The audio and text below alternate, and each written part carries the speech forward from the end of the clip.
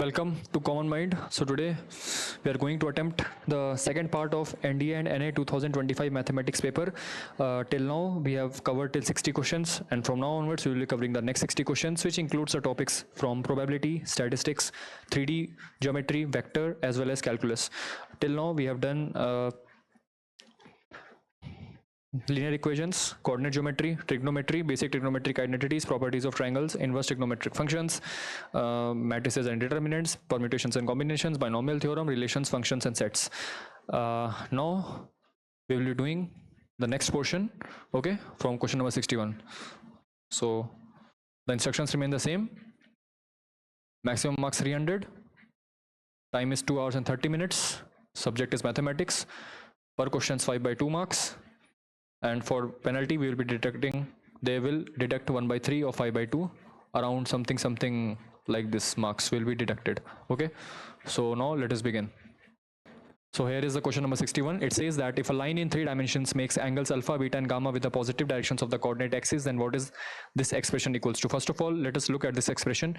We know the formula that cos a plus b into cos a minus b is equals to cos square a minus sine square b. The same thing is written here, cos alpha plus beta into cos alpha minus beta.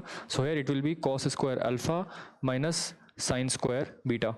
We know that here it says that if a line in 3 dimensions makes angles alpha, beta, and gamma with the positive directions of the coordinate axis, we know that whenever a line makes any angle with the positive direction of the axis, it is referred to as direction cosines. That means if we take the cosines of these particular angles alpha, beta, and gamma, we will be getting cosines, direction cosines of that particular line. That is, we will be getting this. And we know one property, that cos square alpha plus cos square beta plus cos square gamma is equals to 1. Okay, so now we have to find the value of this. Just replace sine square beta with 1 minus cos square beta. So here we will be getting cos square alpha minus 1 minus cos square beta. So that will be equals to minus 1 plus cos square alpha plus cos square beta. From here here we can find out the value of cos square alpha plus cos square beta. That will be equals to 1 minus cos square gamma. Just substitute here, we will be getting minus 1 plus the value of cos square alpha plus cos square beta is equals to 1 minus cos square gamma. So here substitute this, minus 1 plus 1 gets cancelled, we are left with minus cos square gamma. Okay, option number B satisfies the equation. Now here it says that these 3 vertices are given. These 3 vertices are of rectangle. We can see 1 comma 2 comma minus 1, B is 2 comma 5 comma minus 2.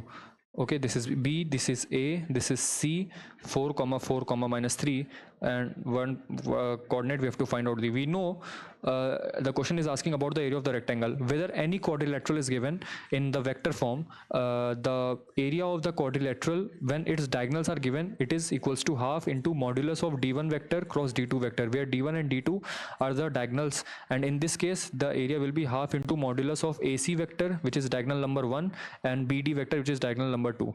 But for BD vector we have to find out the d coordinate. So how we'll find out the d coordinate? By using the midpoint theorem. We know that and the diagonals of rectangles, the diagonals intersect at the midpoint of the diagonals. Okay, the diagonals basically bisect each other. So here the midpoint is 5/2 comma 3 comma minus 1 minus 3 minus 4 yani ki minus 2. Okay, so this is the coordinates of the midpoint of this AC diagonal. Similarly, now this midpoint will be the this point will be the midpoint of this diagonal BD as well. Okay, so now with the help of this we can calculate the coordinate value of this. So how we'll calculate? 5/2 is equals to, suppose the coordinates are x comma y comma z, so 5/2 will be x plus 2/2, x plus 2/2. okay, so x is equals to 3. Similarly, y, for y we will be using 3, so 3 is equals to 5 plus y/2, 5 plus y/2, so y will be equals to 1. Okay, for minus 2 is equals to minus 2 plus z/2, so minus 4 plus 2 will be equals to minus 2, so z is equals to minus 2. So we get the coordinates of d as 3 comma 1 comma minus 2. Okay, now here we have to find the value of AC vector. So it will be AC vector will be equals to 3i cap. Okay, 4 minus 1 3, 4 minus 2 is 2, 2j cap plus minus 3 plus 1, so minus 2k cap. Okay, minus 2k cap. So and BD vector, what is the value of the BD vector? We can find out here. BD vector will be equals to this is the d coordinate, this is the b coordinate, so d minus b will be equals to 3 minus 2 is 1, so it is I cap, 1 minus 5 is minus 4 j cap, and plus 0 k cap, so nothing. Okay, just right here. Now we have to calculate the modulus of this value and then half. So first we will calculate the modulus. Cross product will be I cap, j cap, k cap. AC vector cross product is 3, 2 and minus 2, and BD vector will be 1, minus 4 and 0. Okay, so here if we expand this, we will get I cap minus 8 plus j cap, sorry, minus j cap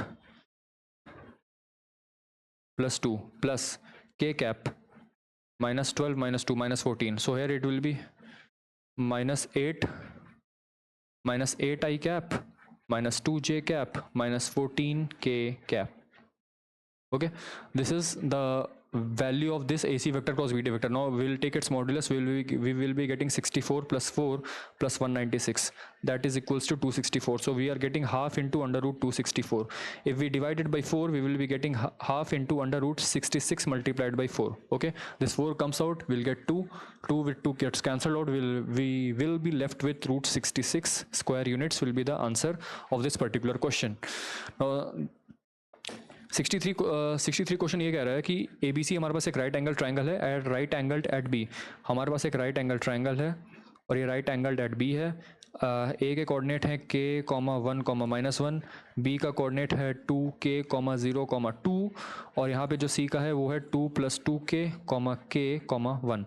हमको पता है कि यहाँ पे right angle का triangle, यहाँ B पे right angle है, बी पे राइट एंगल है, तो इस लाइन का जो डी आर है और इस लाइन का जो डी आर है, इस लाइन का डी आर कितना होगा, ए से ए सी का 2 + 2k - 2k विल बी 2, इस D R of B C कितना हो जाएगा, 2 + 2k - 2k will be equal to 2, k - 0 इज k एंड 1 - 2 इज -1.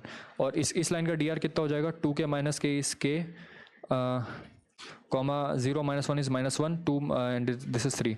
तो जो ये वाला डी आर है, देखिएगा ध्यान से, ये वाला जो डी आर है और एक जो ये वाला डी आर है, इन दोनों का मैं अगर डॉट प्रोडक्ट लूँगा तो हमेशा 0 आएगा, है ना.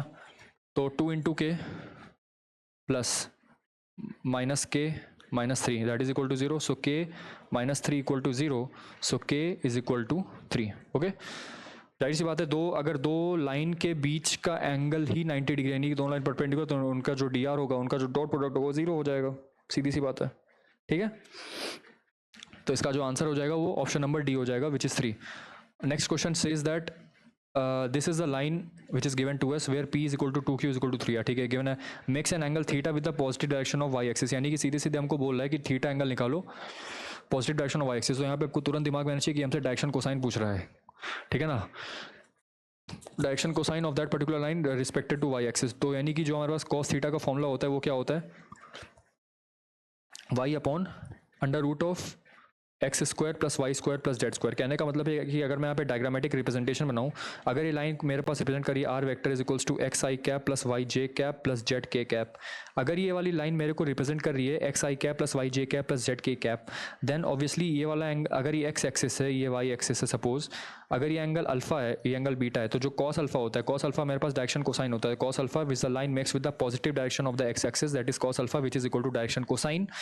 कॉस अल्फा क्या हो जाएगा आपके पास, जो x कंपोनेंट है ये वाला अपॉन में ये वाली वैल्यू जो कि इसका मॉड्यूलस है, मॉड्यूलस मतलब r वेक्टर, ठीक है. और वही चीज़ मैंने यहाँ पे लिखी है.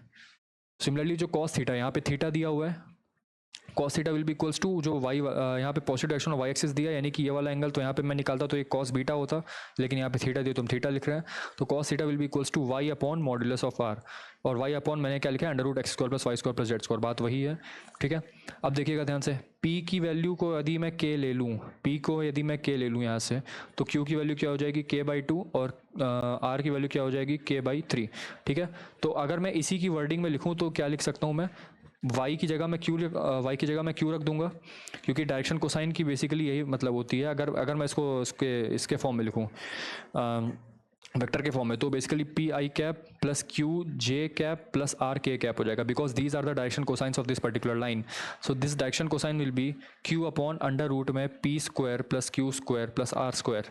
ठीक है, तो q की वैल्यू क्या है, k/2 में अपॉन में और ये बेसिकली कॉस थीटा की वैल्यू है, तो लेकिन हमसे cos 2 थीटा पूछा है। cos 2 थीटा का फॉर्मूला क्या होता है, 2 cos स्क्वायर थीटा माइनस 1, तो हमको बेसिकली cos स्क्वायर थीटा चाहिए, तो cos स्क्वायर थीटा ही निकाल देते हैं। तो ये आ जाएगा आपके पास k square by 4 divide by, एक मिनट इसको अच्छे से लिख देता हूँ, हाँ ये आपका हो जाएगा k square by 4 divided by, अब स्क्वायर किया तो अंडर रूट हट जाएगा, तो p स्क्वायर कितना है मेरे पास, k square plus k square by 4 plus k square by 9, ठीक है। कितना हो जाएगा cos स्क्वायर थीटा, यहाँ से आपके पास हो जाएगा k स्क्वायर कैंसिल आउट हो जाएगा, और ये आपके पास हो जाएगा 1/4/1 प्लस 1/4 प्लस 1/9, ये टोटल कितना हो रहा है 1/4/36 प्लस 9 प्लस 4/36, ठीक है। तो यहाँ से कितना हो जाएगा 1/4 डिवाइडेड बाई 36, यानी कि 49 डिवाइड बाई 36 इंटू 36/49, तो यहाँ से जब कैंसिल आउट हो जाएगा तो कितना बनेगा 9/49 बन रहा है, ठीक है। तो बेसिकली cos स्क्वायर थीटा की वैल्यू है 9/49, तो यहाँ से 2 इंटू 9/49 माइनस 1 करेंगे, so 18/49 minus 1, so 18 minus 49 that is equals to 31 minus 31/49 जो है करेक्ट आंसर आ जाएगा इसका, ठीक है ना। 18/49 minus 1, so 49 minus 18 will be minus 31/49, option number A, ठीक है। नेक्स्ट वाले क्वेश्चन पे आता है, What is the equation of the plane passing through the point and perpendicular to the line whose direction ratios are 3, 2, 1? बहुत ही simple सवाल है। हमसे पूछा है कि यहाँ पे एक प्लेन हमको गिवन है और इस प्लेन के परपेंडिकुलर एक लाइन है जिसका डायरेक्शन रेशियो मेरे को दे रखा है 3, 2, 1। अच्छा, इस प्लेन का जो नॉर्मल होगा वो ये होगा, इस प्लेन के नॉर्मल को मैं दूसरे कलर से बना दे रहा हूँ। ये जो प्लेन का नॉर्मल है वो ये है। अगर मैं इस प्लेन के नॉर्मल का डायरेक्शन रेशियो को ABC मानूँ तो ये वाला जो प्लेन का नॉर्मल है ये, और ये वाली जो लाइन है ये दोनों पैरेलल है, और पैरेलल के लिए क्या होता है A/1 is equals to B/2 is equals to C/1, ठीक है। अगर मैं इसको K मानता हूँ तो A की वैल्यू यहाँ से K हो जाएगी, B की वैल्यू यहाँ से 2K हो जाएगी, C की वैल्यू यहाँ से K हो जाएगी, और ये हमसे बोल रहा है कि ये जो प्लेन है ये पॉइंट 1,1,1 से पास कर रहा है। तो मेरे पास स्टैंडर्ड इक्वेशन क्या आती है, अगर मैं लिखूँ AX plus BY plus CZ plus D equal to 0, ये मेरे पास plane of equation of plane होती है।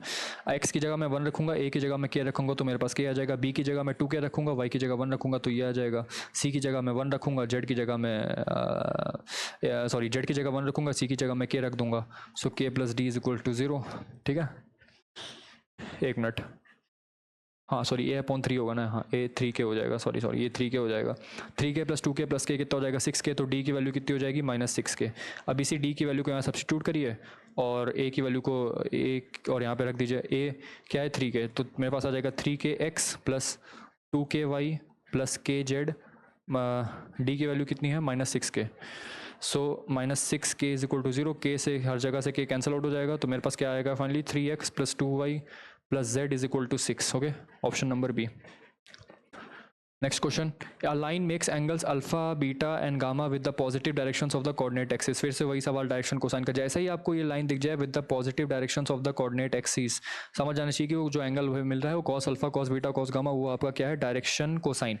इफ A वेक्टर यदि ये दे रखा है और B वेक्टर हमको ये देखा है, then what is A vector dot B vector. A vector dot B vector जब हम करते हैं तो कॉरेस्पॉन्डिंग कंपोनेंट्स i कैप जो होता है इनका, इसका जो कोएफिशिएंट है 1 और इसका कोएफिशिएंट है साइन स्क्वायर अल्फा, तो वो लिख देंगे क्या हो जाएगा साइन स्क्वायर अल्फा, प्लस इन दोनों का जो कंपोनेंट है वो क्या हो जाएगा साइन स्क्वायर बीटा, प्लस ये क्या हो जाएगा साइन स्क्वायर गामा। तो हमको पता है डायरेक्शन कोसाइन की प्रॉपर्टी क्या होती है, cos square alpha plus cos square beta plus cos square gamma that is equals to 1।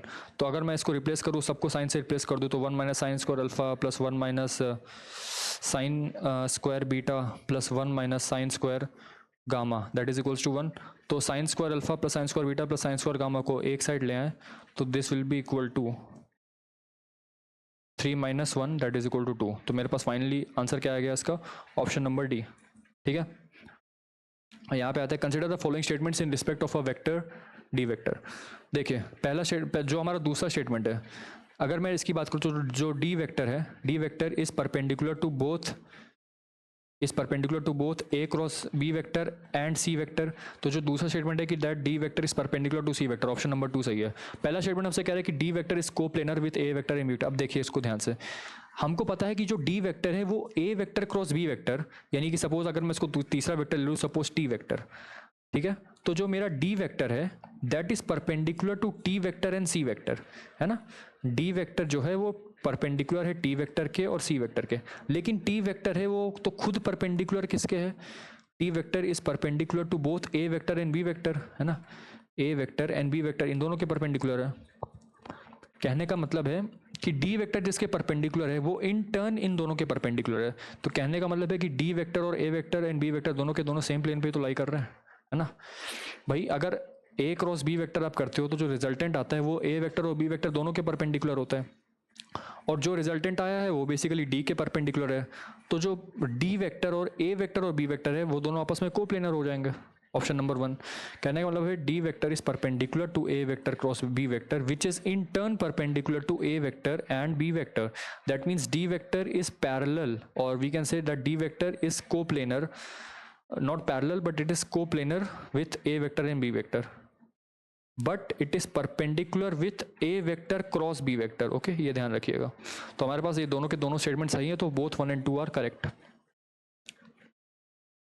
The position vectors of the 3 points a b and c are a vector b vector c vector respectively। what is this particular ratio equals to। मेरे पास ये 2 point दे रखे हैं a और मेरे पास एक point दे रखा है c, है ना। इनको डिवाइड कर रही है एक वेक्टर b। यहाँ पे a वेक्टर है पोजीशन, यहाँ पे c वेक्टर है, और यहाँ पे एक b वेक्टर ऐसे डिवाइड मार रहा है इसको। तो अगर मैं इसको देखूँ तो 3a vector plus c vector will be equals to 4 times b vector. Okay so b vector will be equals to 3a vector plus c vector divide by 4। Okay अगर आप ध्यान से देखिए इसको तो ये फॉर्मूला अगर मैं बोलूँ इसको, एक फॉर्मूला होता है डिवाइड करने का। अगर कोई एक वेक्टर बी वेक्टर इन दोनों को डिवाइड कर रहा है m/n के रेशियो में, सपोज m/n के रेशियो में सपोज, है ना, तो ये बेसिकली क्या होता है m times c vector plus n times a vector upon m plus n ये होता है, ठीक है। तो अगर n की वैल्यू यहाँ पे 1 है तो ये क्या हो जाएगा, सॉरी n की वैल्यू यहाँ पे 3 हो जाएगी, है ना। n की वैल्यू 3 हो गई, m की वैल्यू 1 हो गई, और 3 + 1 तो 4 है ही। तो ये हमसे पूछा a b is to b c का रेशियो, यानी कि m इज टू n का रेशियो। तो n का कोफिशिएंट क्या है, n का कोफिशिएंट है 3 और m का कोफिशिएंट है 1। सो बेसिकली अगर मैं इसको देखूँ तो ये n times a vector plus m times c vector upon n plus m है। सो n की वैल्यू क्या है 3, सॉरी n की वैल्यू क्या है 3 और m की वैल्यू क्या है 1, लेकिन हमको m इज टू n निकालना है, ध्यान रखिएगा, ठीक है। हमसे a b is to b c पूछा है, तो अगर मैं यहाँ पे देखूँ डायग्राम में तो a b की वैल्यू मैंने m ले रखी है और b c की वैल्यू मैंने n ले रखी है। सो m इज टू n, यहाँ से अगर मैं कंपेयर करूँ तो n की वैल्यू कितनी है 3, m की वैल्यू है 1। सो m इज टू n कितना हो जाएगा 1:3, ठीक है। नेक्स्ट वाले सवाल पे आता है। The position vectors of 3 points are this respectively where c vector is this. What is a cross b plus b cross c plus d cross c cross a। So अगर मैं b क्रॉस c निकालूं, है ना, b vector cross c vector करूं तो ये कितना आ जाएगा, that will be equal to c vector. अगर मैं इसकी बात करूं c vector will be equals to b vector cross a vector into cos square theta plus में b vector cross b vector into sine square theta. ये वाली value 0 हो जाएगी, ठीक है, ये वाली वैल्यू 0 हो जाएगी यहाँ से, ठीक है। उसके बाद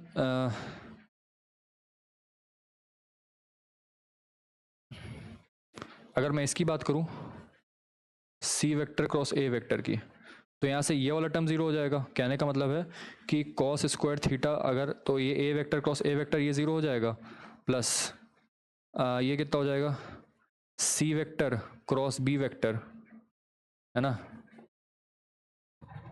sorry b vector cross a vector होगा, तो b vector cross a vector into sine square theta ये हो जाएगा। तो यहाँ से अगर मैं इन दोनों को ऐड करता हूँ, इसको और इसको ऐड करूँ, तो b vector cross a vector आएगा, और ऊपर यहाँ क्या आ जाएगा sign square theta plus cos square theta. तो ये वाला टर्म 1 हो गया। तो मेरे पास क्या बचा b vector cross a vector, यानी कि इतने दूर का जो वैल्यू है यहाँ से लेकर का यहाँ तक का वो B vector cross A vector है, और यहाँ पे A vector cross B vector दे रखा है। तो हमको पता है कि A vector cross B vector is equals to minus times of B vector cross A vector, या फिर मैं उल्टा लिखूँ तो B vector cross A vector is equals to minus times of A vector cross B vector, यानी कि ये और ये दोनों अपोजिट हैं, दोनों के दोनों कैंसिल आउट होकर आंसर हमारे पास क्या आ जाएगा, 0 वेक्टर। हमसे बोल रहा है कि ये तीनों के तीनों यूनिट वेक्टर्स हैं। Let a vector b vector and a vector cross B vector be unit vectors, what is a dot b equals to. हम यूनिट वेक्टर है तो मॉड्यूलस ऑफ ए की वैल्यू 1 है, मॉड्यूलस ऑफ बी की value 1 है, और modulus of A vector cross B vector की value 1 है। यहाँ से अगर मैं देखूँ तो modulus of a, modulus of B, modulus of sine theta, modulus of n cap, सब की वैल्यू 1 है, इसकी वैल्यू 1 है, तो यहाँ से साइन थीटा की वैल्यू 1 हो जाएगी, थीटा की वैल्यू 1 है तो थीटा की वैल्यू यहाँ से π/2 हो जाएगी, साइन थीटा की वैल्यू 1 है तो थीटा की वैल्यू π/2 हो जाएगी। और यहाँ से अगर थीटा की वैल्यू π/2 है तो अगर आप इसको निकालोगे तो modulus of a modulus of b cos theta, और जैसे कॉस π/2 आया, थीटा की वैल्यू यहाँ पे π/2 निकल गई, तो जब आप यहाँ पे π/2 पुट करेंगे तो यहाँ पे आंसर क्या आ जाएगा, इमीडिएटली आंसर जो है आपका 0 आ जाएगा। ठीक है, नेक्स्ट वाले पे आता है। देखिए ये सवाल बहुत ही अच्छा सवाल है, ये बहुत ही लेंदी सवाल था, है ना। इसको करने में थोड़ा सा दिक्कत हुआ, लेकिन आपको बताता हूँ कि इसको कैसे अटेम्प्ट करेंगे जिससे कि आपका टाइम और समय बचे। यहाँ पे कुछ चीज़ें देखनी थी, हालांकि ये क्वेश्चन मैं बोलता हूँ अपने एक्सपीरियंस से कि ये क्वेश्चन छोड़ने लायक था, बिकॉज ये क्वेश्चन वाकई में लेंदी था। यहाँ पे कोई ऐसा ट्रिक नहीं चलेगी, यहाँ पे आपको पूरा का पूरा ही सॉल्व करना पड़ेगा। ठीक है, तो आइए इसको रफ में देखते हैं इसको कैसे सॉल्व करता है। ठीक है, तो मेरे पास क्या गिवन है, x की वैल्यू है sec theta minus cos theta. ठीक है, और y की वैल्यू गिवन है सेक 4 थीटा माइनस कॉस की पावर 4 थीटा। ठीक है, ये गिवन है। तो हमसे पहला क्वेश्चन पूछा है dy/dx का होल स्क्वायर निकालना है, इसकी वैल्यू क्या होगी। तो इसको निकालने के लिए सबसे पहले हम क्या करेंगे, हम यहाँ पे पैरामेट्रिक डिफरेंशिएशन करेंगे। ठीक है, पैरामेट्रिक डिफरेंशिएशन क्या होता है, dy/dx निकालने के लिए सबसे पहले हम dy/d थीटा निकालेंगे, उसके बाद हम dx/d थीटा निकालेंगे। ठीक है, ये निकाल देंगे। तो देखिए इसको कैसे निकालते हैं। अगर मैं dy/d थीटा की बात करूँ, ठीक है, तो कितना हो जाएगा, ये 4 sec cube theta into sec theta into tan theta minus 4 cos cube theta into plus sine theta. यहाँ पे हो जाएगा प्लस और यहाँ पे आ जाएगा साइन थीटा। आई होप आप सबको डिफरेंशिएशन पता होगा कि सेक थीटा का डिफरेंशिएशन क्या होता है, कॉस थीटा का डिफरेंशिएशन क्या होता है। अगर मैं यहाँ से 4 टैन थीटा को कॉमन ले लूँ, सपोज मैंने यहाँ से 4 टैन थीटा को कॉमन लिया, तो मेरे पास क्या आ जाएगा, सेक की पावर 4 थीटा प्लस यहाँ पे अगर मैं यहाँ पे नीचे ऊपर कॉस से मल्टीप्लाई डिवाइड करूँ तो ये मेरे पास टैन थीटा बन जाएगा। तो ये टैन थीटा और ये टैन थीटा कॉमन गया, तो मेरे पास क्या बचा, प्लस कॉस की पावर 4 थीटा, ये आ गया मेरे पास थीटा। ठीक है, ये आ गया मेरे पास dy/d थीटा। अब मैं dx/d थीटा निकालूंगा, तो मेरे पास dx/d थीटा क्या आ जाएगा भाई, वो भी देख लेते हैं। तो कितना हो जाएगा, sec theta tan theta plus sine theta. इसको मैं फर्दर कॉस थीटा से ऊपर नीचे मल्टीप्लाई डिवाइड करता हूँ ताकि ये मेरे पास टैन थीटा बन जाए और मैं यहाँ से टैन थीटा फिर से कॉमन ले सकूँ, और कॉमन लेने के बाद मेरे पास जो बचेगा वो आ जाएगा sec theta plus cos theta. अब ध्यान से देखिएगा, ये मेरे पास आ गई इक्वेशन नंबर ए और ये मेरे पास आ गई इक्वेशन नंबर बी। ठीक है, तो मैं जब इन दोनों को डिवाइड करूंगा a/b, तो LHS में क्या आ जाएगा मेरे पास, d थीटा कैंसिल आउट हो जाएगा, तो मेरे पास क्या बचेगा, dy/dx इज इक्वल्स टू, अब मैं इन दोनों को डिवाइड करूंगा तो 4 टैन थीटा कैंसिल आउट हो जाएगा, तो मेरे पास क्या बचेगा 4 इंटू, मेरे को बेसिकली dy/dx का होल स्क्वायर निकाला, तो उसका स्क्वायर भी कर देते साथ में, तो 4 का स्क्वायर विच इज 16, और यहाँ पे क्या आ जाएगा मेरे पास सेक की पावर 4 थीटा प्लस कॉस की पावर 4 थीटा का होल स्क्वायर अपॉन में sec theta plus cos theta इसका होल स्क्वायर, ये आ जाएगा। अच्छा ध्यान से अगर आप देखिए तो मेरे को ये वाली वैल्यू चाहिए, मेरे को ऑलरेडी ये वाली वैल्यू गिवन है। ठीक है, मेरे को वाई स्क्वायर गिवन है, तो ये अब मेरे को वाई गिवन है, तो अगर मैं वाई स्क्वायर करता हूँ तो मेरे पास क्या आ जाएगा, सेक की पावर 4 थीटा माइनस कॉस की पावर 4 थीटा का होल स्क्वायर आ जाएगा।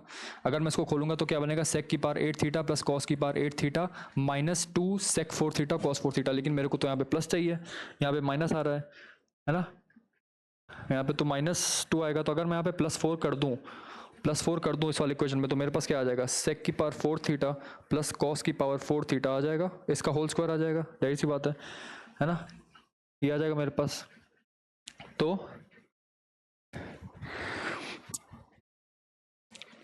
कहने का मतलब ये है कि ये मेरे को चाहिए तो मेरे को वाई स्क्वायर में 4 ऐड करना पड़ेगा। अगर ये मेरे को चाहिए तो इसकी जगह पे मैं क्या लिख दूंगा, वही लिख दूंगा, देखिए 4 स्क्वायर 16 हो जाएगा, इनटू इस चीज़ को पाने के लिए मेरे को वाई स्क्वायर में 4 ऐड करना पड़ेगा, जो कि मैंने आप यहाँ पे, ये था मेरा वाई स्क्वायर, इसमें मैंने जब 4 ऐड किया तो मेरे पास क्या बन गया है, सेक की पावर 4 थीटा प्लस कॉस की पावर 4 थीटा का होल स्क्वायर। तो इसलिए मेरे को यहाँ पे 4 ऐड करना पड़ेगा। सिमिलरली इस वाले केस में sec theta plus cos theta, अगर मैं इसका स्क्वायर करूंगा तो आ जाएगा एक्स स्क्वायर, तो कितना हो जाएगा, sec theta minus cos theta का होल स्क्वायर।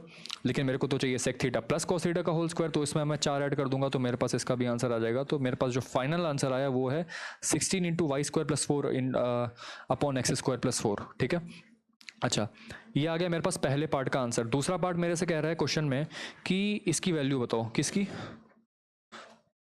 दूसरा पार्ट कह रहा है क्वेश्चन में कि x square plus 4 upon y square plus 4 into d Y by D x into d Y by D x into x square plus 4 multiplied by d two y by D x two minus 16y, ये ठीक है। मेरे को कह रहा है कि इसकी वैल्यू क्या होगी, what will be the value of this. तो अगर आप ध्यान से देखिए तो जो d Y by D x के होल स्क्वायर की वैल्यू आई थी वो ये आई थी। अच्छा, अगर मैं डी वाई बाई डी एक्स को मैं y1 मान लेता हूँ थोड़ी देर के लिए, बिकॉज ये थोड़ा सा लिखने में क्लमजी सा हो रहा है। Okay, so let us suppose it is y1, तो यहाँ पे मैं y1 का होल स्क्वायर लिख लेता हूँ, तो 16 into y square plus 4 upon x square plus 4 ये है। अभी मेरे को चाहिए क्या, अगर मैं एक y1 को यहाँ ले आऊँ और इसको यहाँ ले आऊँ तो क्या हो जाएगा, y1 into x square plus 4 upon में नीचे क्या आ जाएगा, वाई स्क्वायर प्लस 4। 16 को यहाँ रहने दीजिए और y1 को यहाँ पे ले आइए, तो 16 अपॉन y1 ये। तो अगर आप ध्यान से देखिए तो ये जो चीज़ लिखी है y1 क्या है, basically d Y by D x. Okay, y1 is basically d Y by D x. ठीक है, तो y1 है d Y by D x into x square plus 4 upon y square plus 4, यानी कि इस पार्ट का जो आंसर है मेरा वो क्या आ रहा है, 16 अपॉन y1, 16 अपॉन y1। अब मेरे को इस पार्ट का आंसर चाहिए। इस पार्ट का आंसर लाने के लिए क्या करेंगे, अभी मेरे को इतना पता है यहाँ से देखने के बाद, ये जो चीज़ लिखी है यहाँ से जो y1 स्क्वायर आया मेरा वो ये है। फिर से लिख देता हूँ कि y1 स्क्वायर की वैल्यू क्या आई है मेरे पास, 16 into y square plus 4 upon में एक्स स्क्वायर प्लस 4। ओके, अगर मैं एक्स स्क्वायर प्लस 4 को इधर ले जाता हूँ, x square plus 4 into y1 का स्क्वायर, ठीक है, that is equal to 16 times y square plus 4। अभी आप ध्यान से देखिए तो यहाँ पे आपके पास डबल डिफरेंशिएशन का टर्म आ गया, यानी कि मेरे को इसको एक बार और डिफरेंशिएट करना पड़ेगा, differentiate with respect to x. अगर मैं इसको डिफरेंशिएट करता हूँ तो यहाँ पे कर देता है डिफरेंशिएट। आइए ध्यान रखिएगा कि जो y1 है मेरा वो क्या है, d Y by D x. Okay, यहाँ पे मैं फिर से लिख देता हूँ y1 is equals to d Y by D x. So now we have to differentiate this term with respect to x. So if differentiating we will get x square plus 4 को अगर मैंने लीव किया, y1 को differentiate करूंगा तो आ जाएगा 2y1 और उसके बाद आ जाएगा y2 क्या है मेरे पास, y2 है मेरे पास d2y by D x two. ये तो आपको पता होगा कि नॉर्मल टर्म जैसा लिखते हैं, डिफरेंशिएशन टर्म। ठीक है, प्लस में अगर मैं y1 स्क्वायर को छोड़ता हूँ तो यहाँ पे क्या आ जाएगा, इंटू 2x आ जाएगा। ठीक है, and that is equals to 16 times 2y1। ठीक है, तो अगर मैं इसको कैंसिल आउट करूँ तो यहाँ से क्या कैंसिल आउट हो रहा है, 2y1 सब में से कॉमन ले लेंगे तो 2y1 कैंसिल आउट हो जाएगा, 2y1 कैंसिल आउट हो जाएगा, यहाँ से 2y1 कैंसिल आउट हो जाएगा। तो मेरे पास क्या बचेगा, x square plus 4 into y2। अब 16y1 को यहाँ ले आइए तो हो जाएगा माइनस 16y1 और ये उधर चला जाएगा तो कितना हो जाएगा, माइनस एक्स टाइम्स y1।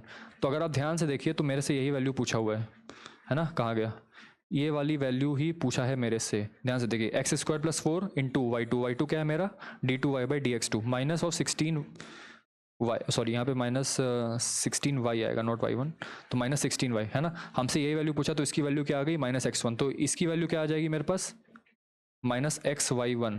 तो बस 16 into y1 into minus xy1 को मल्टीप्लाई कर दीजिए तो आपके पास इसका फाइनल आंसर आ जाएगा। y1 से y1 कैंसिल आउट हो जाएगा तो मेरे पास आंसर क्या आ जाएगा, माइनस 16x। तो पहले पार्ट का आंसर मेरे पास आया 16 इंटू वाई स्क्वायर, पहले पार्ट का आंसर मेरे पास क्या आ जाएगा, 16 into y square plus 4 upon x square plus 4, और दूसरे पार्ट का आंसर क्या आ जाएगा मेरे पास, माइनस 16x। ठीक है ना, पहले पार्ट का आंसर क्या आया था मेरे पास, 16 into y square plus 4 upon x square plus 4, और दूसरे पार्ट का आंसर मेरे पास क्या आया था, माइनस 16x। ठीक है, थोड़ा सा लेंदी क्वेश्चन था इसलिए छोड़ने लायक क्वेश्चन था। Now, अब हमसे कह रहे हैं let a b c be at right angled triangle at B and AB plus AC is equal to 3 units. What is angle equal to if the area of the triangle is maximum? बहुत ही simple सवाल है, ये तो normal standard सवाल होता है। AB plus AC की वैल्यू 3 यूनिट है, राइट एंगल्ड एट B है, तो अगर AB प्लस BC, अगर मैं AB को x मान लूँ यहाँ से, तो AC की वैल्यू क्या हो जाएगी 3 माइनस एक्स, AC की वैल्यू एक मिनट, हाँ AB प्लस AC ना, ठीक है। अगर मैं AB को x मान लूँ तो ये कितना हो जाएगा 3 माइनस एक्स। हमको एरिया मैक्सिमाइज करना है, एरिया मैक्सिमाइज करने का फॉर्मूला क्या होता है, हाफ इंटू बेस, अच्छा ये कितना हो जाएगा अंडर रूट 3 माइनस एक्स का whole square minus x square, ठीक है ठीक है। तो यहाँ पे रखते हैं, देखते हैं, तो half into base into height, तो 3 माइनस एक्स का स्क्वायर माइनस एक्स स्क्वायर, इसको सिंप्लीफाई करेंगे तो फाइनली क्या आएगा मेरे पास 9 plus x square minus x cancel हो जाएगा, तो कितना आ जाएगा that is equals to half into x into under root में आ जाएगा 9 माइनस 6x, ये हो जाएगा, ठीक है। तो इसको अगर मैं अगर ये मेरे पास एरिया आ गया तो एरिया को मैं डिफरेंशिएट करता हूँ विथ रिस्पेक्ट टू एक्स, तो I will get half into X half under root 9 minus 6x into minus 6 plus में under root 9 minus 6x that is equal to 0, 0 से डिफरेंशिएट मारते हैं, ठीक है।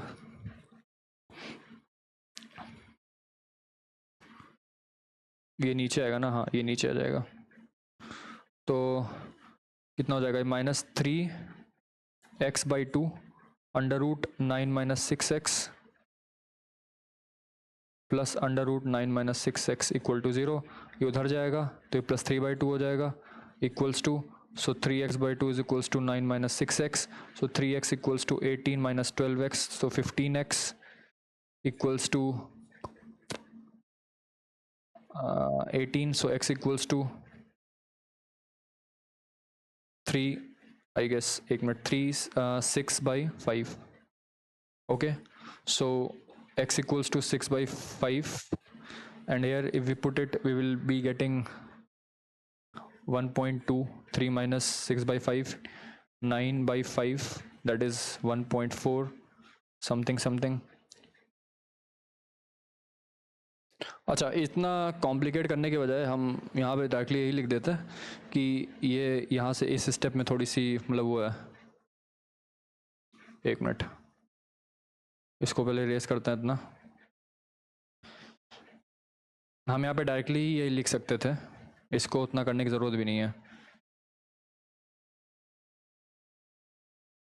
देखिए -3, यहाँ पे -3x plus 9 minus 6x equal to 0, तो यहाँ से आपके पास क्या आ जाएगा -9x equals to -9, so x equals to 1, जब x की वैल्यू यहाँ पे 1 आ जाएगी तो यहाँ पे इसका आंसर क्या हो जाएगा 1, और यहाँ पे जो ये वाली साइड है वो तो 1 हो जाएगी, और ये क्या हो जाएगी 3 माइनस 1 2 का स्क्वायर 4, 4 माइनस 1 3, तो ये हो जाएगी √3, और ये 3 और ये 1 आ गई तो ये 3 माइनस 1 कितनी हो जाएगी 2, तो मेरे पास एरिया कितना आ जाएगा half into √3 into 1 which is equal to √3 by 2, and √3 by 2 square unit is the answer. अब हमसे इस वाले पार्ट में क्या पूछा, what is angle A equals to if the area of the triangle is maximum, angle A पूछा हुआ है। अगर ये एंगल 90 डिग्री है तो साइन ए यदि मैं निकालूँ तो साइन ए कितना हो जाएगा √3 बाई 2, यहाँ से मैं निकालूँ यदि साइन ए, तो साइन ए कितना हो जाएगा perpendicular which is √3 upon hypotenuse which is 2, तो अगर साइन ए के लिए √3 बाई 2 तो ए की वैल्यू कितनी हो जाएगी 60 डिग्री, तो इसका आंसर कितना हो जाएगा π/3, ठीक है। नेक्स्ट वाला हमसे कह रहा है, ये वाला क्वेश्चन भी अच्छा क्वेश्चन है, इस क्वेश्चन को नीचे रफ में सॉल्व करते हैं। हमसे क्वेश्चन में ये कह रहा है, या क्वेश्चन में गिवन क्या है, क्वेश्चन में गिवन है let x plus y to the power p plus q is equals to x to the power p y to the power q, ये दे रखा है where p and q are positive integers, okay positive integers है मेरे पास, ठीक है।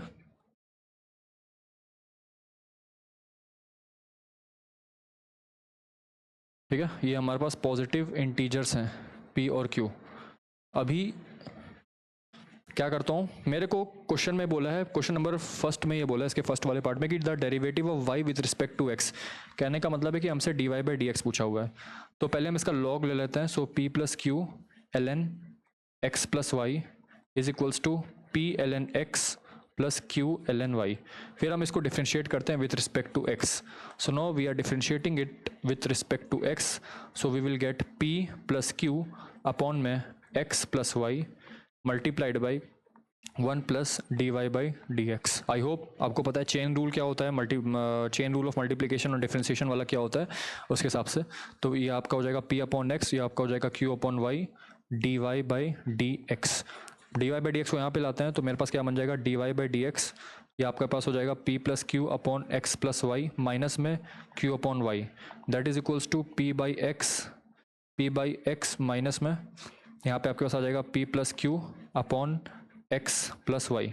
ठीक है, ये कितना हो जाएगा D Y by D X, ये आपके पास हो जाएगा P Y plus Q Y minus Q X minus Q Y upon नीचे क्या आ जाएगा X plus Y into Y equals to P X plus P Y minus P X minus Q X upon में X into X plus Y.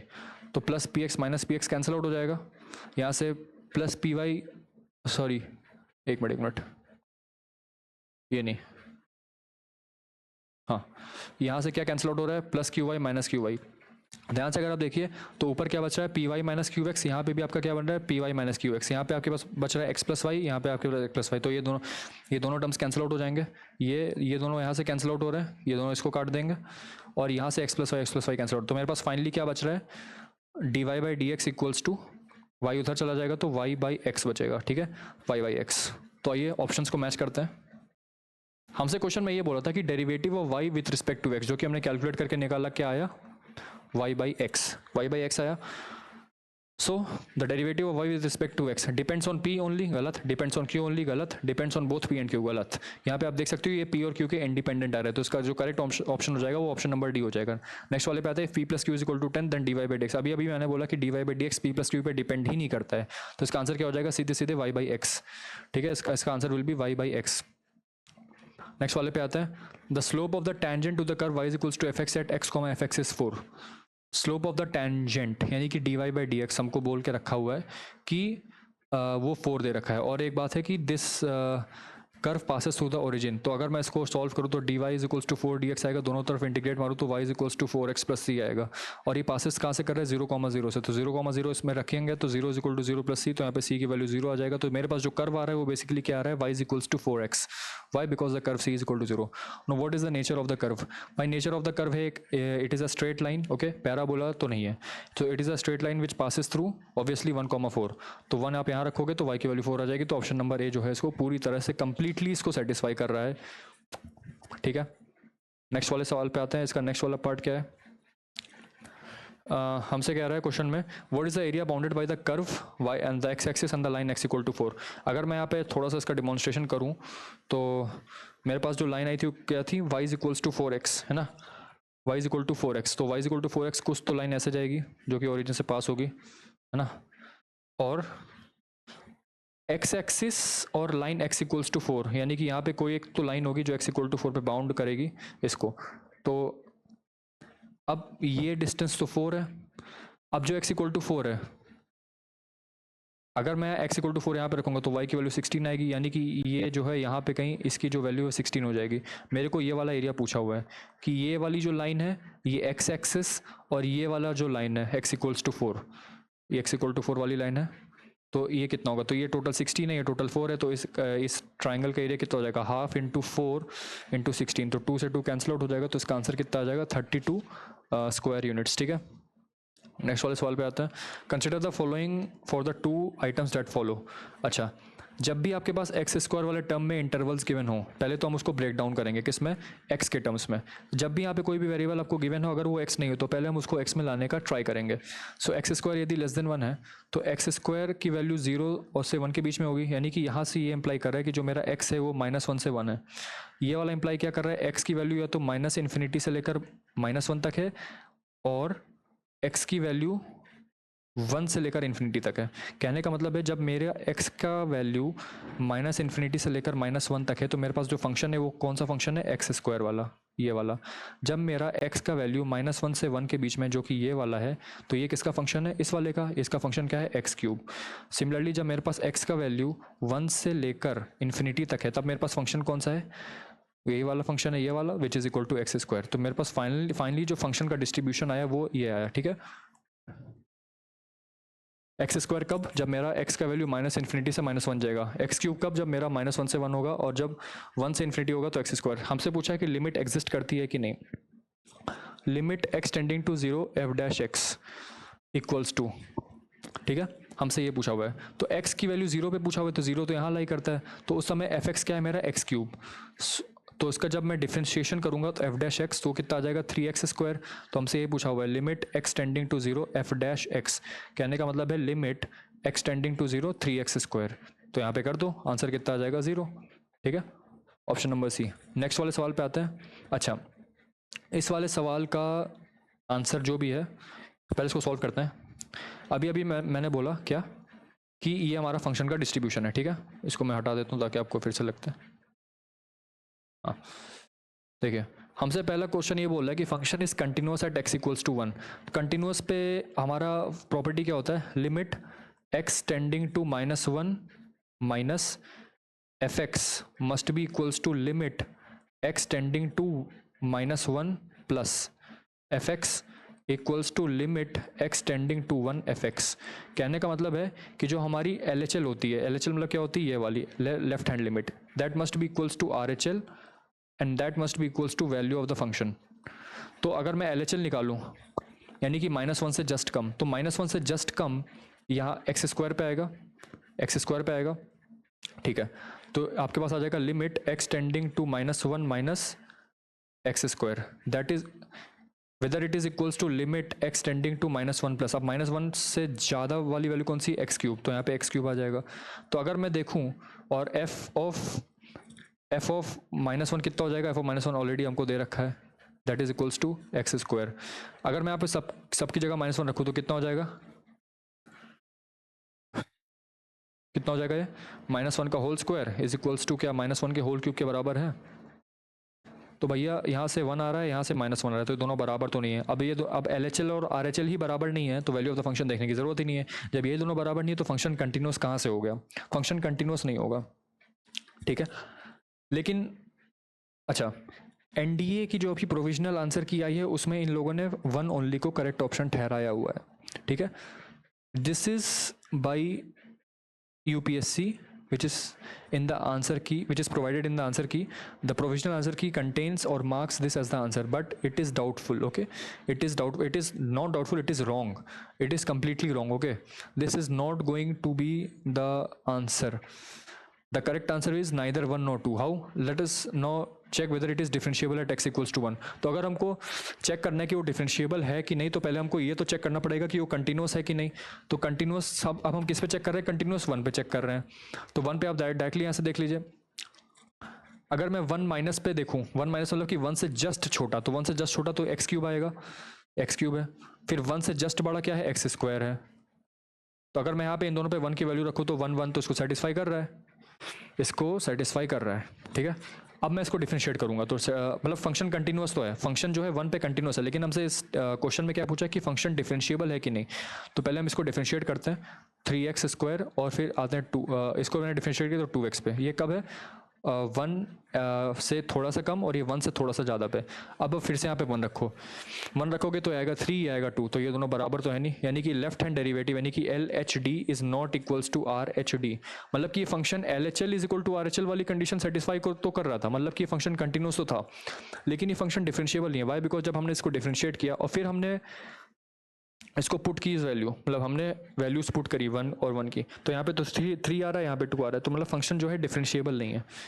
मतलब कि L H D is not equal to R H D, L H D is not equals to R H D, तो function differentiable भी नहीं है। तो दूसरा statement भी गलत है, इसलिए हमारा जो करेक्ट आंसर वो है neither one not two. This is the correct answer, but the thing is the UPSC is providing the answer key with the marked option A. This is wrong, okay, this is completely wrong. The correct answer is option number D, which is neither one nor two, okay. Next पे आते हैं। हमसे बोला है कि इसका range क्या होगा, इस फंक्शन का रेंज पूछा है, ओके। तो basically y is equals to one upon one plus cos x, ठीक है। तो हमको पता है कि कॉस एक्स जो है वो -1 से 1 लाई करता है, सबको पता है। 1 प्लस कॉस एक्स कहाँ से कहाँ लाई करेगा, 0 से लेकर 2 तक। इसका मैं ऑपोजिट ले लूँ तो ये इधर आ जाएगा, ये उधर चला जाएगा। इसका ये जो यानी कि ये 1 प्लस कॉस एक्स का जो होल इनवर्स है that is lying between 0.5 and infinity. So हमारे पास इसकी रेंज आ गई है ना। हमसे रेंज ही तो पूछा है क्वेश्चन में, हमसे क्वेश्चन में रेंज ही पूछा हुआ है, आ गया हमारे पास 0.5 से इन्फिनिटी। नेक्स्ट वाले क्वेश्चन क्या है कि व्हाट इज इंटीग्रेशन वाई, यानी कि इंटीग्रेशन 1 माइनस कॉस एक्स का होल इनवर्स क्या होगा। ठीक है, कॉस एक्स का वो क्या होता है,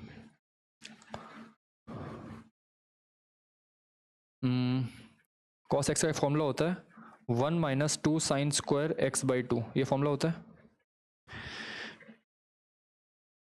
ठीक है, तो यहाँ पे रख दीजिए और तो यानी कि 1 माइनस कॉस एक्स की वैल्यू कितनी आ जाएगी, 2 sine square x by 2। 1 minus cos x की जगह आप यहाँ पे क्या रख दो, 2 साइन स्क्वायर एक्स बाई 2 का होल इनवर्स, तो कितना हो जाएगा 1/2 integration of 1 upon sine square x by 2 क्या हो जाएगा, कोसेक स्क्वायर एक्स बाई 2 का इंटीग्रेशन dx। ठीक है, तो इसका इंटीग्रेशन करेंगे तो कितना आ जाएगा, कॉट एक्स का डिफ्रेंसिएशन करते हैं तो माइनस कोसेक स्क्वायर एक्स आता है। जब हम कोसेक स्क्वायर एक्स का इंटीग्रेशन करेंगे तो माइनस कॉट एक्स आ जाएगा, यानी कि -1/2 कॉट एक्स बाई 2। अब x अब चूंकि वेरिएबल 1/2 है तो इसको डिवाइड करेंगे 1/2 से। जब डिवाइड करेंगे 1/2 से तो बेसिकली मल्टीप्लाई बाई 2 हो जाएगा, तो 2 से 2 कैंसिल आउट हो जाएगा, तो मेरे पास क्या बचेगा minus cot X by 2 plus C, which is on answer number B. Okay, इस वाले सवाल पे आते हैं, एफ एक्स की value sine of G I F of X है, where this is the greatest integer function and G X equals to modulus of x.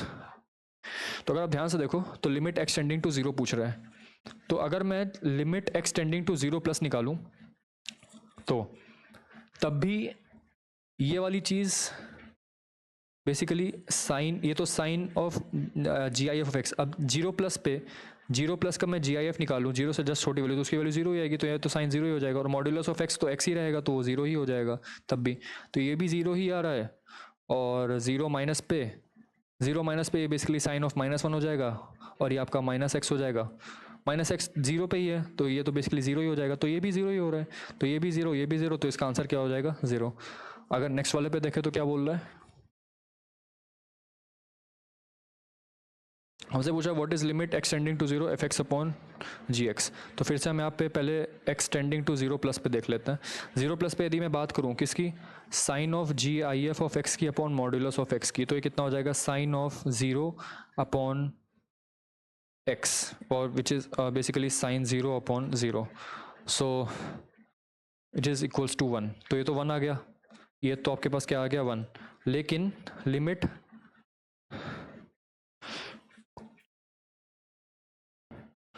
X tending to 0 minus पे भी देख लेते हैं। 0 माइनस पे यदि मैं देखूं तो ये कितना आ जाएगा, 0 माइनस यानी कि 0 से जस्ट एक छोटी वैल्यू, तो 0 से जस्ट छोटी वैल्यू का अगर आप जी आई एफ लोगे तो -1 आ जाएगा, तो साइन ऑफ -1 अपॉन में नीचे क्या आ जाएगा modulus of x, which is equals to minus of x. ठीक है, तो अगर मैं यहाँ पे कर तो माइनस ऑफ साइन 1 आएगा अपॉन में 0, तो anything upon 0 is infinity, but यहाँ पे तो मेरा 1 आ रहा है आंसर, है ना, यहाँ पे तो मेरा आंसर क्या आ रहा है 1, लेकिन यहाँ पे तो इन्फिनिटी आ रहा है, तो obviously this limit is not going to exist. ठीक है, this limit is not going to exist, why, because left hand limit is not equals to right hand limit. जब ये दोनों इक्वल होते हैं तब जाके लिमिट एग्जिस्ट करती है। नेक्स्ट वाले सवाल पे आता है, हमसे पूछा है इसका डोमेन, तो ये इसका डोमेन -∞ टू इन्फिनिटी है, सबको पता है, सबको दिख रहा है। यहाँ पे आप एक्स की कोई भी वैल्यू ले लो फ्रॉम -∞ टू +∞, कुछ भी ले लो सेटिस्फाई करेगा ही। No what is the area bounded by the curve F X and Y equals to 3। अगर मैं ध्यान से इसका कर्व बनाऊँ तो इसको दो तरीके से लिख सकते हैं, x - 3 when x is greater than equals to 3 and 3 - x when x is less than 3। तो अगर मैं यहाँ पे 3 का कर्व बनाऊँ तो 3 पे 0 ही वैल्यू देगा है, 4 करूँ तो ये ऐसे से बढ़ता जाएगा, 4 5 6 पे ऐसे से बढ़ेगा। अगर मैं 3 से कम वैल्यू लूँ 2, 3 माइनस 2 ये भी 1 देगा। तो ये 0 कहाँ पे हो रहा है, एक्स की वैल्यू 0 रखने पे क्या दे रहा है 3, तो ये वाला पॉइंट क्या हो जाएगा 0 0,3, ये पॉइंट क्या हो जाएगा 3,0। हमसे क्वेश्चन में क्या बोल रहा है, area bounded by this particular curve and y equals to 3। तो y इक्वल्स टू 3 ये वाली लाइन है, यहाँ से लेकर यहाँ तक इसका ये कितना हो जाएगा, y इक्वल्स टू 3 यदि मैं करूँ तो ये वाला जो पॉइंट है वो कितना हो जाएगा 6 है ना, ये 6,0 हो जाएगा। तो यहाँ से लेकर यहाँ तक ये पूरी डिस्टेंस है 6, यहाँ से लेकर यहाँ तक ये पूरी डिस्टेंस है 3। तो ये पूरा जो ट्राइंगल है इसका एरिया निकालना है मेरे को। बेस है 6, हाइट है 3, तो half into base which is 6, height which is 3, तो आंसर कितना आ जाएगा 9 स्क्वायर यूनिट्स। ठीक है, ये वाला सवाल भी अच्छा है। देखिए ये आपको दे रखा है x, y सब कुछ दे रखा है, तो बस यहाँ पे क्या करना है f(x) की वैल्यू डालनी है। तो सपोज मैं 1 डाला, f(1) is equals to p1 plus q। So f(1) क्या दे रखा है 1, तो 1 is equals to p plus q। पहली क्वेश्चन मेरे पास ये आ गई। दूसरी क्वेश्चन में 2,4 डाल देते हैं, x की जगह 2, y की जगह 4। So 2p plus q is equals to 4, यानी कि 4 is equals to 2p plus q। मैं दोनों को सब्ट्रैक्ट करूंगा तो q से q कैंसिल आउट हो जाएगा, p की वैल्यू यहाँ से 3 आ जाएगी और q की वैल्यू कितनी आ जाएगी -2। ठीक है, यानी कि जो मेरे पास फंक्शन बनेगा वो क्या बनेगा 3p माइनस 2। ये मेरे पास क्या बना, सॉरी 3x, हाँ 3x माइनस 2 मेरे पास ये फंक्शन बना। हमसे कह रहा है कि what is the value of p plus Q. So p plus Q की वैल्यू कितनी है 1। ठीक है, p प्लस क्यू की वैल्यू कितनी है 1, 3 माइनस 2 विच इज़ 1। नेक्स्ट वाले सवाल क्या बोल रहा है कि the function f is 1 function. तो 1 के लिए हम क्या करते हैं, f डैश x निकालते हैं। f डैश x निकालोगे तो आएगा 3 which is greater than 0, therefore f(x) is 1 function. तो हमारे पास क्या बन गया 1 फंक्शन तो है, यानी कि पहला स्टेटमेंट हमारा सही है। दूसरा हमसे कह रहा है कि f is onto function if the codomain is a set of natural numbers. यानी कि जो मेरा को डोमेन दे रखा है, यानी कि जो मेरा को डोमेन दे रखा है वो मेरे पास दे रखा है सेट ऑफ नेचुरल नंबर्स, यानी कि 1 2 3 4 एंड सो ऑन, ऐसे करते सेट ऑफ नेचुरल नंबर्स है।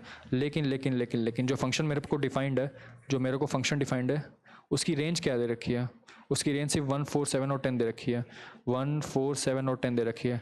ऑन टू फंक्शन के लिए ज़रूरी होता है कि जो रेंज ऑफ द फंक्शन है वो को डोमेन के बराबर हो, लेकिन रेंज में हमारे पास ये 4 वैल्यूज़ हैं, बल्कि को डोमेन में हमारे पास इनफाइनाइट वैल्यूज़ हैं। तो भैया ये तो किसी हालत में रेंज जो है वो को डोमेन के बराबर है ही नहीं। तो अगर ये नहीं होता है तो ये ऑन टू फंक्शन नहीं है, इन टू फंक्शन होता है। ठीक है, तो यहाँ लेकिन यहाँ क्वेश्चन में हमको दे रखा है ऑन टू फंक्शन है, तो एफ ऑन टू तो नहीं है। तो करेक्ट आंसर क्या हो जाएगा 1 ओनली।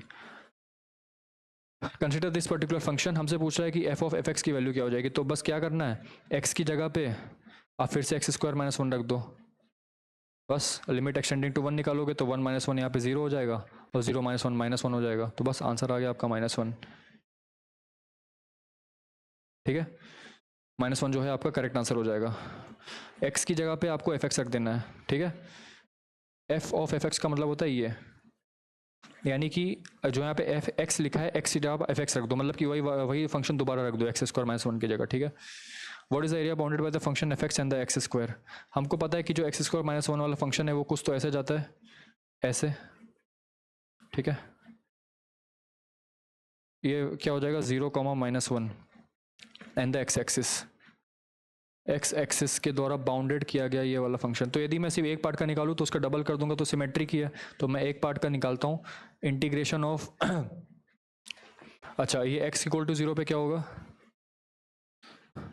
अगर यदि मैं y को 0 करूँ यहाँ से तो ये वाला पॉइंट 1, 0 हो जाएगा। तो इंटीग्रेशन मतलब कहाँ से लेकर कहाँ तक, 0 से लेकर 1 तक। इंटीग्रेशन 0 से लेकर 1 तक है ना, ये वाला जो पॉइंट है क्या हो जाएगा, दिस अपर कर्व क्या है मेरा y = 0, तो 0 माइनस लोअर कर्व क्या है x² - 1। ठीक है, तो ये तो 0 हो जाएगा, माइनस में इंटीग्रेशन 0 से लेकर 1 x² - 1 माइनस में x³ - 3 - x 0 से लेकर 1, तो माइनस इसको सॉल्व करेंगे तो 1/3 - 1, तो कितना हो जाएगा 2/3। ये तो 2/3 एक पार्ट का है, ध्यान रखिएगा, ये 2/3 सिर्फ इतने दूरी का है।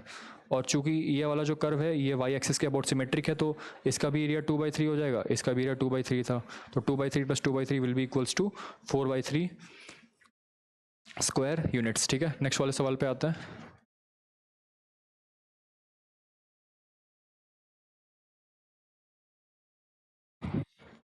देखिए, अगर आप ध्यान से देखो तो यहाँ पे एक्स क्यूब आ रहा है, ठीक है, यहाँ पे क्या आ रहा है एक्स क्यूब, और यहाँ पे है 4। इसको मैं तोड़ के ऐसे लिख सकता हूँ 4 × x डिवाइड बाई 3 का होल क्यूब, ऐसे लिख सकता हूँ। और यहाँ पे मैं इसको मैं ऊपर नीचे 3 से मल्टीप्लाई कर देता हूँ, तो क्या बन जाएगा, ये अंदर वाला टर्म अगर आप ध्यान से देखो तो बनेगा 3x/3 माइनस 4 × x/3 का होल क्यूब, ऐसे लिख सकता हूँ। तो अगर आप ध्यान से देखो तो कुछ फॉर्मूला ऐसा लग रहा है आपको दिखता हुआ यहाँ पे 3 sin theta minus 4 sin cube theta. देखो यहाँ पे 3 है, यहाँ पे 3 है, यहाँ पे 4 है, यहाँ पे 4 है, यहाँ पे क्यूब है, यहाँ पे क्यूब है। यानी कि कहने का मतलब है कि यदि मैं sin थीटा x/3 को यदि मैं sin थीटा रख दूँ, x/3 को यदि मैं sin थीटा रख दूँ, तो मेरे पास फॉर्मूला इसका क्या बन जाएगा 3 sin theta minus 4 sin cube theta, और ये क्या बन जाएगा फॉर्मूला sin 3 थीटा का। और अंदर क्या है y = साइन इनवर्स, अंदर क्या है पूरा sin 3 theta, sine inverse sin 3 theta which is equals to y की वैल्यू यहाँ से आ जाएगी 3 थीटा, y की वैल्यू 3 थीटा, यानी कि 3 × थीटा मैंने क्या लिया था साइन इनवर्स x/3, तो मेरे पास फंक्शन क्या आ जाएगा 3 sin इनवर्स x/3, है ना, 3 sin इनवर्स x/3, y जो है वो कितना आ जाएगा 3 sin inverse x/3 which is option number D. ठीक है, यहाँ से dy/dx आप निकालोगे तो dy/dx कितना हो जाएगा 3 × 1/√1 - x² / 9, और x/3 को करोगे तो × 1/3, 1/3 से कैंसिल हो जाएगा, 9 ऊपर जाएगा तो 3/√9 - x² जो है आपका आंसर आ जाएगा which is option number C. Next वाले पे आते हैं। लिमिट हमसे पूछा हुआ है, लिमिट पूछा है तो जाहिर सी बात है 0/0 फॉर्म बन ही रहा है।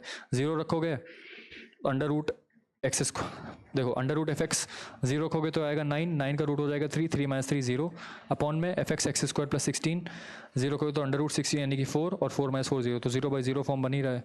तो ठीक है, इसको डिफरेंशिएट कर देते हैं, यानी कि √x², लिबनिट्स वो क्या कौन सा थ्योरम था वो, एल हॉस्पिटल, तो एल हॉस्पिटल वाला जो थ्योरम होता है इसको लगा देते हैं। ठीक है, एल हॉस्पिटल वाला जो थ्योरम होता है इसको लगा देते हैं, यानी कि न्यूमरेटर और डिनोमिनेटर को सेपरेटली डिफरेंशिएट करेंगे। सेपरेटली डिफरेंशिएट करने के बाद आपके पास क्या आएगा, हाफ √x, सॉरी एक मिनट, ये यहाँ जाएगा ना,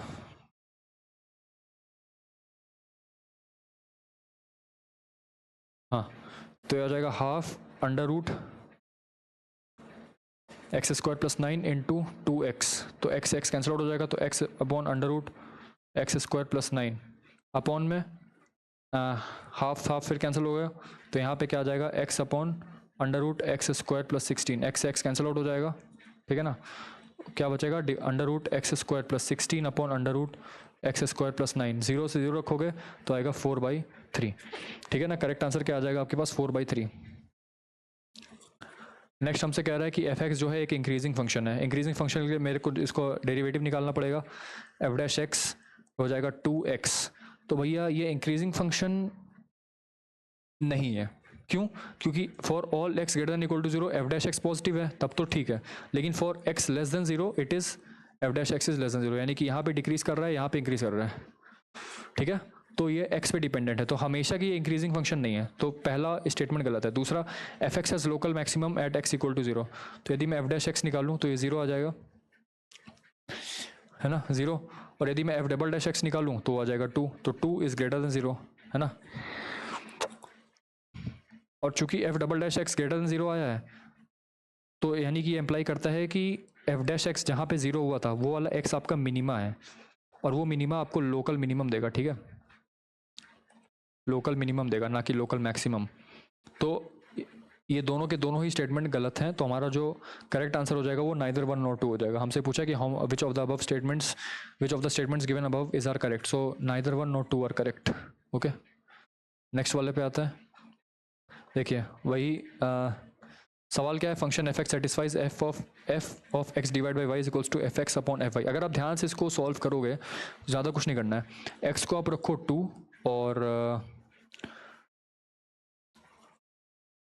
y को रखो 1, या फिर आप क्या करो, इसको पहले तो हम इसकी वैल्यू निकालते हैं, f(1) की वैल्यू निकालते हैं। अगर मैं x और y दोनों को 1 रख दूं तो क्या आ जाएगा, f(1) is equals to f(1) upon f(1), ये कैंसिल आउट हो सके, यहाँ पे जो f(1) आएगा वो 1 आ जाएगा, ठीक है, 1 आ जाएगा। अच्छा, अगर मैं x को रखता हूँ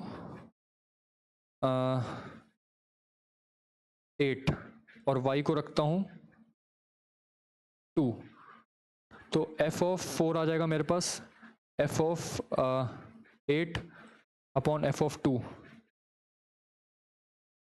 अच्छा, एक मिनट, या फिर अब एक काम करिए, x को आप 4 रख दो, y को 2 रख दो, है ना, x को 4 रखो, y को 2 रखो, तो यह f(2) आ जाएगा, या आएगा f(4) अपॉन f(2), यानी कि जो f(4) है वो बेसिकली f(2) का होल स्क्वायर है।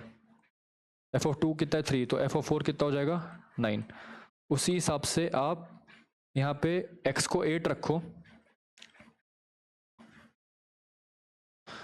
या फिर आप x को रखो 16 और y को रखो 4, ठीक है, तो f(16) divide by 4 is equals to f(x) upon f(y), यानी कि f(16) अपॉन f(4), तो f(4) आ जाएगा, f(4) और f(4) का whole square, and that value will be equals to f(16). f(4) कितना आया था मेरे पास, 9 आया था, 9 को यहाँ रखोगे तो 81 आ जाएगा, तो 81 की वैल्यू, मतलब f(16) की वैल्यू कितनी है 81, विच इज़ ऑप्शन नंबर डी। अब f(1) इंटू f(4) की वैल्यू पूछा है, अभी हमने f(1) की वैल्यू निकाली थी, कितनी आई थी 1, f(1) की वैल्यू 1 आई थी और f(4) की वैल्यू आई थी 9, तो 1 into 9 which is equals to 9, option number C जो है करेक्ट आंसर आ जाएगा। बस थोड़ा सा देखना है कि इसको मैनिपुलेट कैसे कर सकते हैं। अब इस वाले क्वेश्चन को ध्यान से देखिए, अगर मैं यहाँ पे x को 0 रख देता हूँ, y को 0 रख देता हूँ, तो मेरे पास f(0) की वैल्यू f(0) के बराबर आएगी, ठीक है। अगर मैं यहाँ पे x को 0 रख दूँ, y को 1 रख दूँ, तो f(0) यहाँ पे आएगा, that is equals to f(1). यदि मैं x को 0 रखूँ, y को 2 रखूँ, तब भी यहाँ पे f(0) is equals to f(2) आएगा, ठीक है। कहने का मतलब ये है कि आप 1, 2, 3 की जगह कोई भी आप वैल्यू रखो, कोई भी वैल्यू आप रखो f(a), that will come out to be f(0) only. f(0) is a constant function for all a, okay? यानी कि आप यहाँ पे कोई भी वैल्यू रख दोगे, वो f(0) के बराबर ही आनी है, कोई भी वैल्यू आप रखोगे, और f(0) एक कांस्टेंट वैल्यू है फॉर ऑल ए। अब यहाँ पे हमको ऑलरेडी दे रखा है कि f(5), अगर मैं एक की जगह 5 रखूँ तो वो बेसिकली f(0) के बराबर ही आने वाली है, और वो f(0) किसके बराबर है 10 के बराबर, सो देयरफॉर f(5) की जो वैल्यू है वो 10 के बराबर है, तो कोई भी वैल्यू आप ले लो f(0) वो हमेशा 10 के बराबर ही होगी, ठीक है, because it is a constant function, वो एक कॉन्स्टेंट फंक्शन है, ठीक है। आप कोई भी x के अंदर यहाँ पे 5 की जगह कोई भी आप वैल्यू ले लो, हमेशा 10 ही आने वाली है, ठीक है, ठीक है। तो f(20) इसकी भी वैल्यू 10 है, f(-20) इसकी भी वैल्यू 10 है, तो 10 + 10 कितना हो जाएगा 20। नेक्स्ट वाले पे आते हैं, हमसे बोल रहा है f(x) equals to GIF of x², ठीक है, वेयर दिस इज दिस, तो √2 से √3। अब हमको x की जो लिमिट दे रखी है कहाँ से कहाँ दे रखी है, √2 से √3 तक, √2 से √3 तक। तो अगर मैं इसका GIF लूँगा, अगर मैं, अच्छा ये तो x दे रखा है, अगर मैं x² करूँगा तो इसकी वैल्यू कहाँ से कहाँ जाएगी, 2 से 3 जाएगी, और अगर मैं इसका GIF लूँगा जो कि क्वेश्चन में गिवन है, तो GIF ऑफ x², यदि x² की वैल्यू 2 से 3 है तो इसका GIF कितना होगा 2, तो बस यहाँ पे इसकी जगह पे आप 2 रख दो, है ना, यानी कि इंटीग्रेशन √2 से √3 2 dx, तो यहाँ पे आ जाएगा 2 into √3 minus √2 which is the answer, option number B, ठीक है। नेक्स्ट वाले पे आए, अब देखो यहाँ पे लिमिट चेंज हो गई, तो लिमिट कितनी है √2 से 2, लेकिन f(x) क्या है मेरा, f(x) है मेरा x², तो यदि मैं इसका स्क्वायर करूँगा तो कितना आ जाएगा 2 से 4 आएगा, ठीक है।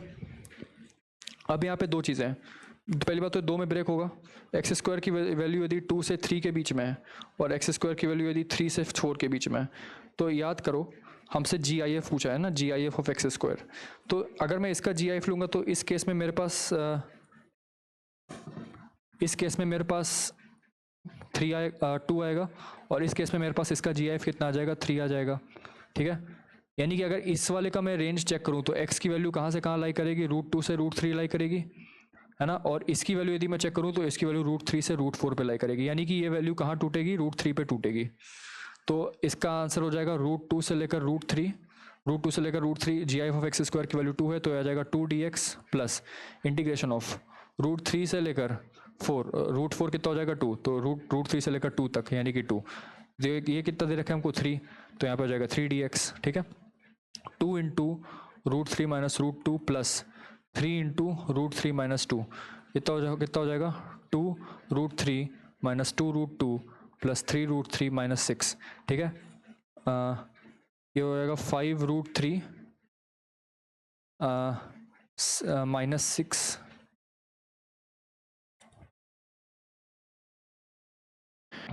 अच्छा सॉरी यहाँ पे 2 माइनस √3 होगा, हाँ 2 माइनस √3 होगा, तो ये आपका कितना हो जाएगा, फिर से इसको करते हैं, तो 2 √3 माइनस 2 √2 प्लस 6 माइनस 3 √3, तो यहाँ पे हो जाएगा 6 माइनस में ये हो जाएगा आपका √3 माइनस में 2 √2 which is option number A, ठीक है।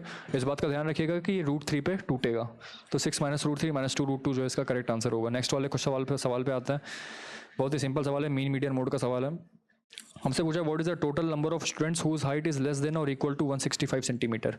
165 जो है इनके बीच में लाई कर रहा है, अगर मैं इसका XI निकालूं, so XI will be equals to, ये आपका हो जाएगा 161, ये हो जाएगा 163, ये हो जाएगा 165, ये हो जाएगा 167, जो कि इनका मिडल वैल्यू होता है, प्लस ये नंबर ऑफ स्टूडेंट्स है। अगर मैं इसका क्यूमुलेटिव फ्रीक्वेंसी निकालूं, तो ये आपके पास फ्रीक्वेंसी दे रखी है, तो क्यूमुलेटिव फ्रीक्वेंसी यदि मैं निकालूं जो कि आगे आने वाले क्वेश्चन में हमें मदद करने वाली है, दिस इज इक्वल्स टू 12, ये हो जाएगा 27, ये हो जाएगा आपका कितना 51, एंड 51 प्लस 13 इज 64,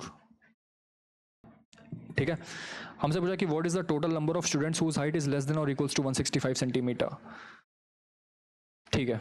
पहले तो हम यहाँ तक का देखते हैं, यहाँ तक तो 165 से सभी लोग कम है, तो 27 मतलब 27 बच्चे तो हैं, इतना तो पक्का है।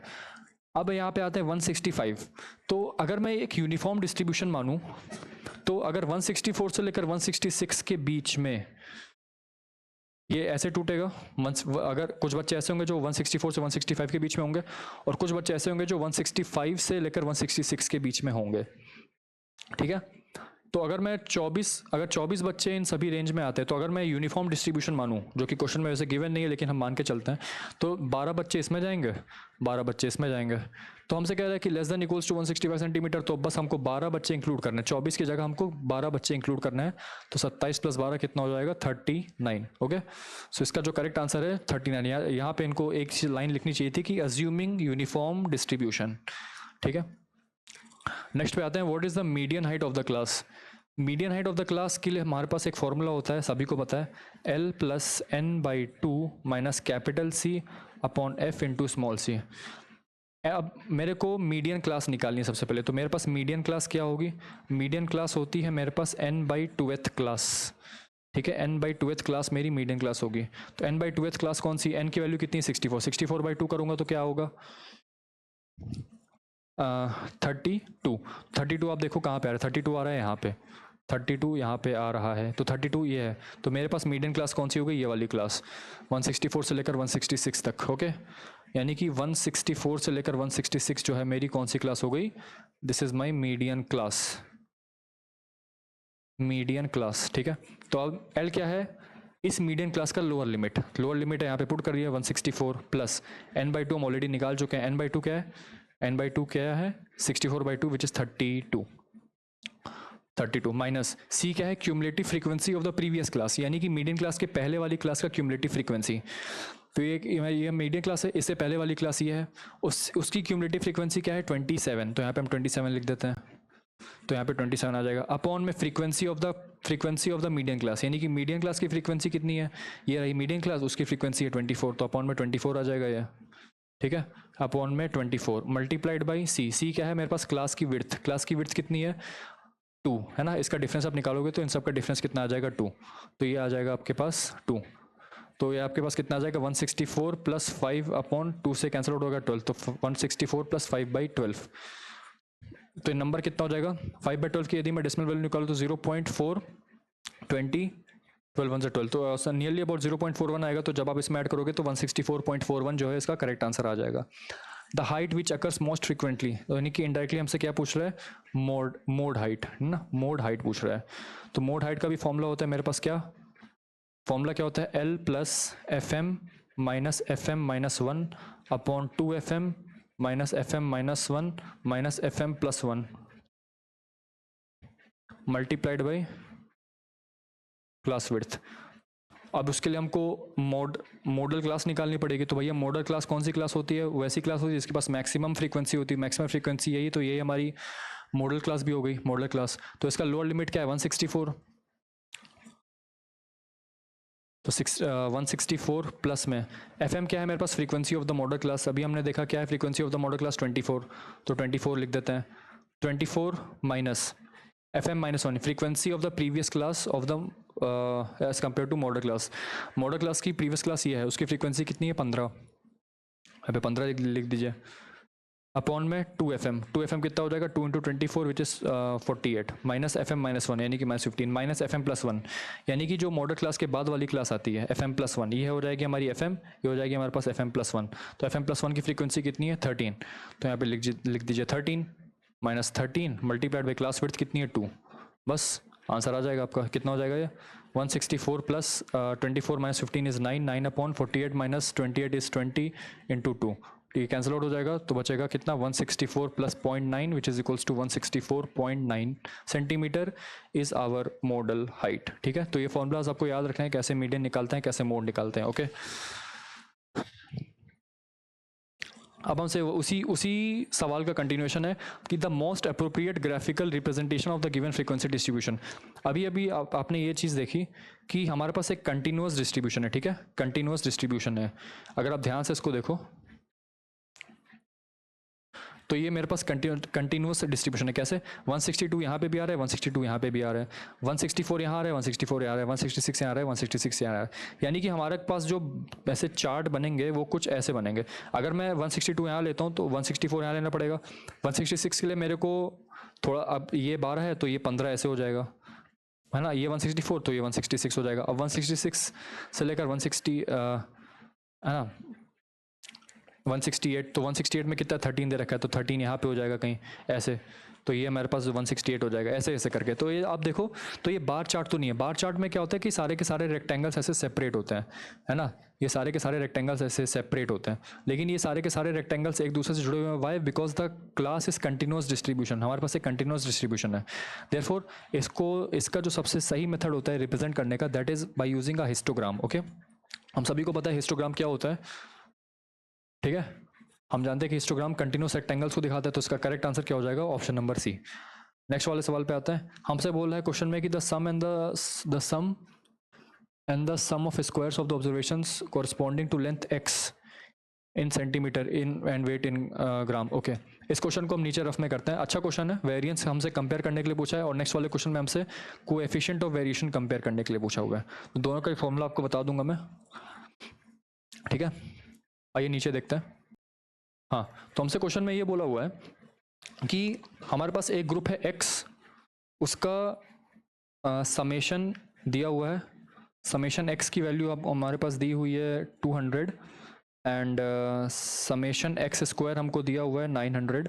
सिमिलरली हमारे पास एक दूसरा ग्रुप है y, जिसका समेशन हमको गिवन है 250 और समेशन y स्क्वायर हमको गिवन है 1400। ओके, नाउ और हमारे पास जो n की जो कॉमन वैल्यू है वो कितनी दे रखी है, 50। मतलब कि नंबर ऑफ आइटम्स या नंबर ऑफ जितना भी वो है वो हमको 50 दे रखा है।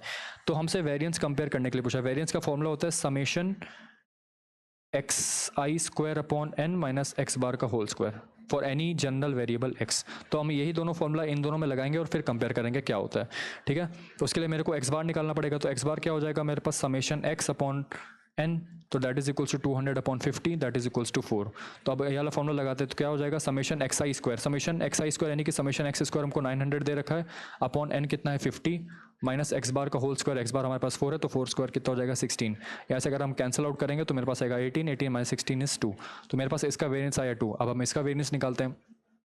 तो y बार निकालेंगे सबसे पहले, तो समेशन y अपॉन n हो जाएगा। समेशन y कितना दे रखा है 250, 250 upon 50 which is equals to 5, है ना, ये हमको 5 दे रखा हुआ है। नो समेशन वाई, अब यही फॉर्मूला यहाँ आप लगाएंगे, समेशन वाई स्क्वायर कितना है 1400 यानी कि 1400 अपॉन एन, एन कितना है 50 माइनस वाई बार का होल स्क्वायर, वाई बार का होल स्क्वायर कितना है 25, तो यहाँ से अगर कैंसिल आउट होगा तो कितना बचेगा 5 2 10 40 28, 28 minus 25 which is equal to 3। तो इसका वेरिएंस आ रहा है 2, इसका वेरिएंस आ रहा है 3। तो variance of Y is greater than variance of X. तो पहला हमारे पास आंसर क्या आ जाएगा, variance of Y is greater than variance of X. अच्छा, अब हमसे कह रहा है कि कोएफिशिएंट ऑफ वेरिएशन कंपेयर करना है ना, कोएफिशिएंट ऑफ वेरिएशन। दूसरे वाला पार्ट हमसे कह रहा है कि कोएफिशिएंट ऑफ वेरिएशन यानी कि सीओवी कंपेयर करना है।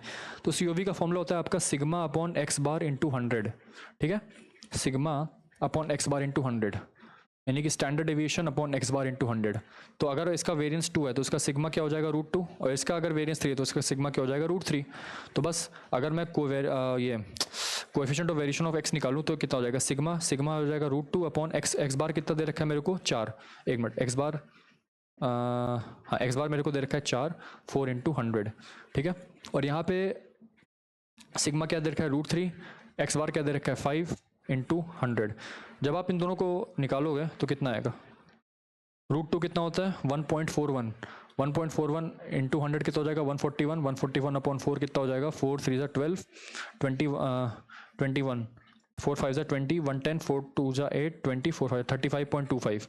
अगर मैं इसकी बात करूँ तो कितना आ जाएगा 173 डिवाइड बाई 5, 1.73 इंटू 100 हो जाएगा 173, 173 डिवाइड बाई 5 ये हो जाएगा 5 3 15 23 5 4 20 30 5 6 यानी कि 34.6 आ रहा है, 35.25 आ रहा है। तो हमने देख लिया कि जो को एफिशिएंट ऑफ वेरिएशन है, को efficient of variation of x यानी कि ये वाला इससे बड़ा है, तो यानी कि coefficient of variation of X is greater than coefficient of variation of Y. तो पहला वाले पार्ट में वाई बड़ा है, पहले वाले पार्ट में y बड़ा है यानी कि वेरिएंस ऑफ y जो है वेरिएंस ऑफ x से बड़ा है। दूसरे वाले पार्ट में coefficient of variation of x जो है y से बड़ा है, यानी कि पहले वाले पार्ट में y बड़ा है, दूसरे वाले पार्ट में x बड़ा है, ठीक है, ठीक है। तो पहले वाले पार्ट में मेरे पास क्या बड़ा था y, यानी कि वेरिएंस ऑफ y बड़ा था वेरिएंस ऑफ x से, ठीक है।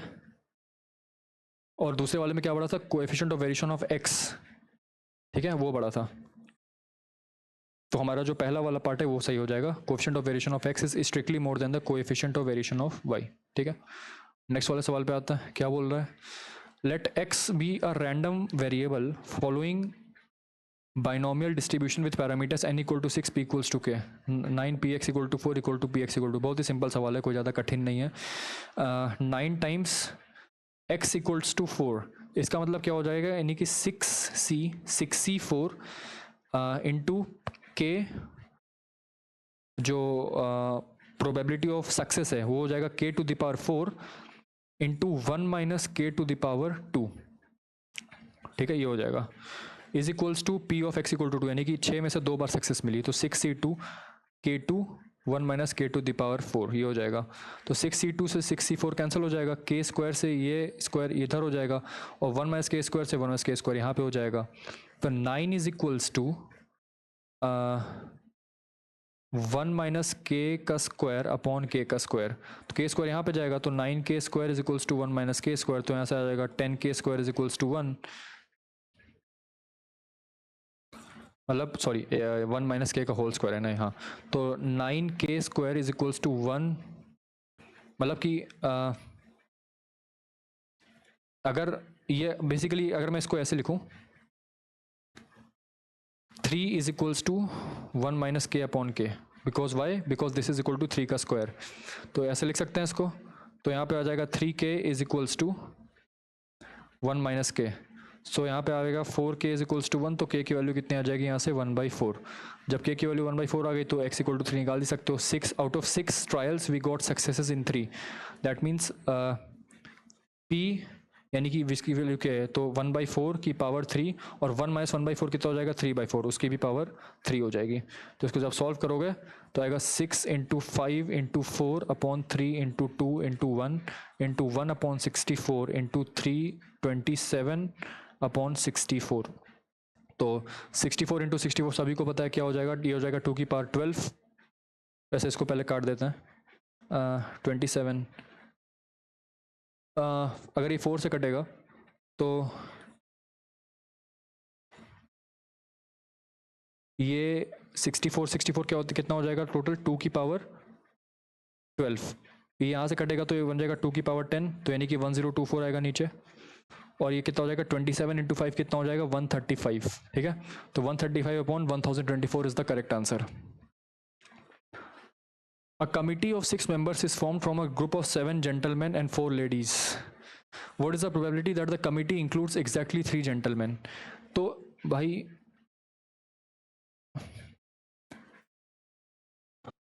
6 मेंबर्स में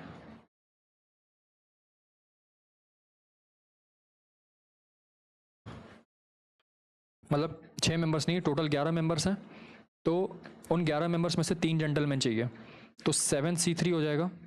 अब 6 लोग चाहिए, 3 हो चुके हैं, तो 3 जेंटलमैन हो चुके हैं, तो हमको 3 लेडीज़ चाहिए, लेकिन टोटल 4 लेडीज़ हैं, तो ये 4 में से कोई भी 3 लेडीज़ को सेलेक्ट करेंगे, और टोटल 11 लोग हैं, उन 11 में से हमने कितने लोग सेलेक्ट किए 6 लोग, तो हमारे पास आंसर इसका ये हो जाएगा। तो इसका आंसर कितना होगा 7 इंटू 6 इंटू 5 अपॉन 3 इंटू 2, यानी कि ये तो 35 हो जाएगा। 35 into 4 into 6 into 5 into 4 into 3 into 2 upon में 11 into 10 into 9 into 8 into 7 into 6 से 6 कैंसिल आउट हो जाएगा, और 4 और 2 8 को कैंसिल आउट कर देंगे, और क्या बच रहा है 3 इससे कैंसिल आउट हो जाएगा, 3 5 इससे कैंसिल आउट हो जाएगा, 5 वाला ये कैंसिल आउट कर देगा, 2 से ये कैंसिल आउट हो जाएगा, तो मेरे पास क्या बचा 10 अपॉन में 11 और 3 बचा, तो 33, तो 10 अपॉन 33 जो है इसका करेक्ट आंसर है।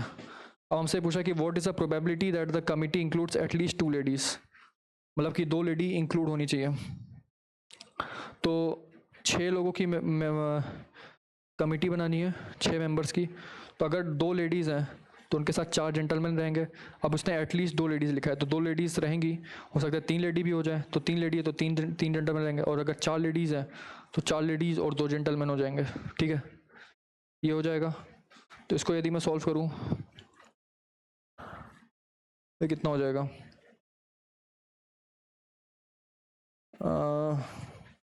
इसको सॉल्व करने से बढ़िया है आप इसको ऐसे कर लो, 1 minus in that case if 1 lady and 5 gentlemen and or 0 ladies and 6 gentlemen, तो 1 माइनस एक लेडी को चूज़ कर, 4 लेडीज़ हैं तो उनमें से 4C1 इंटू 5 जेंटलमैन यानी कि 7C5 अपॉन 6 लोगों को चुना है 11 में से, तो 11C6, तो 4 into 6 21 divide by 11C6 plus में 6 जेंटलमैन चुनना है, तो 7C6 7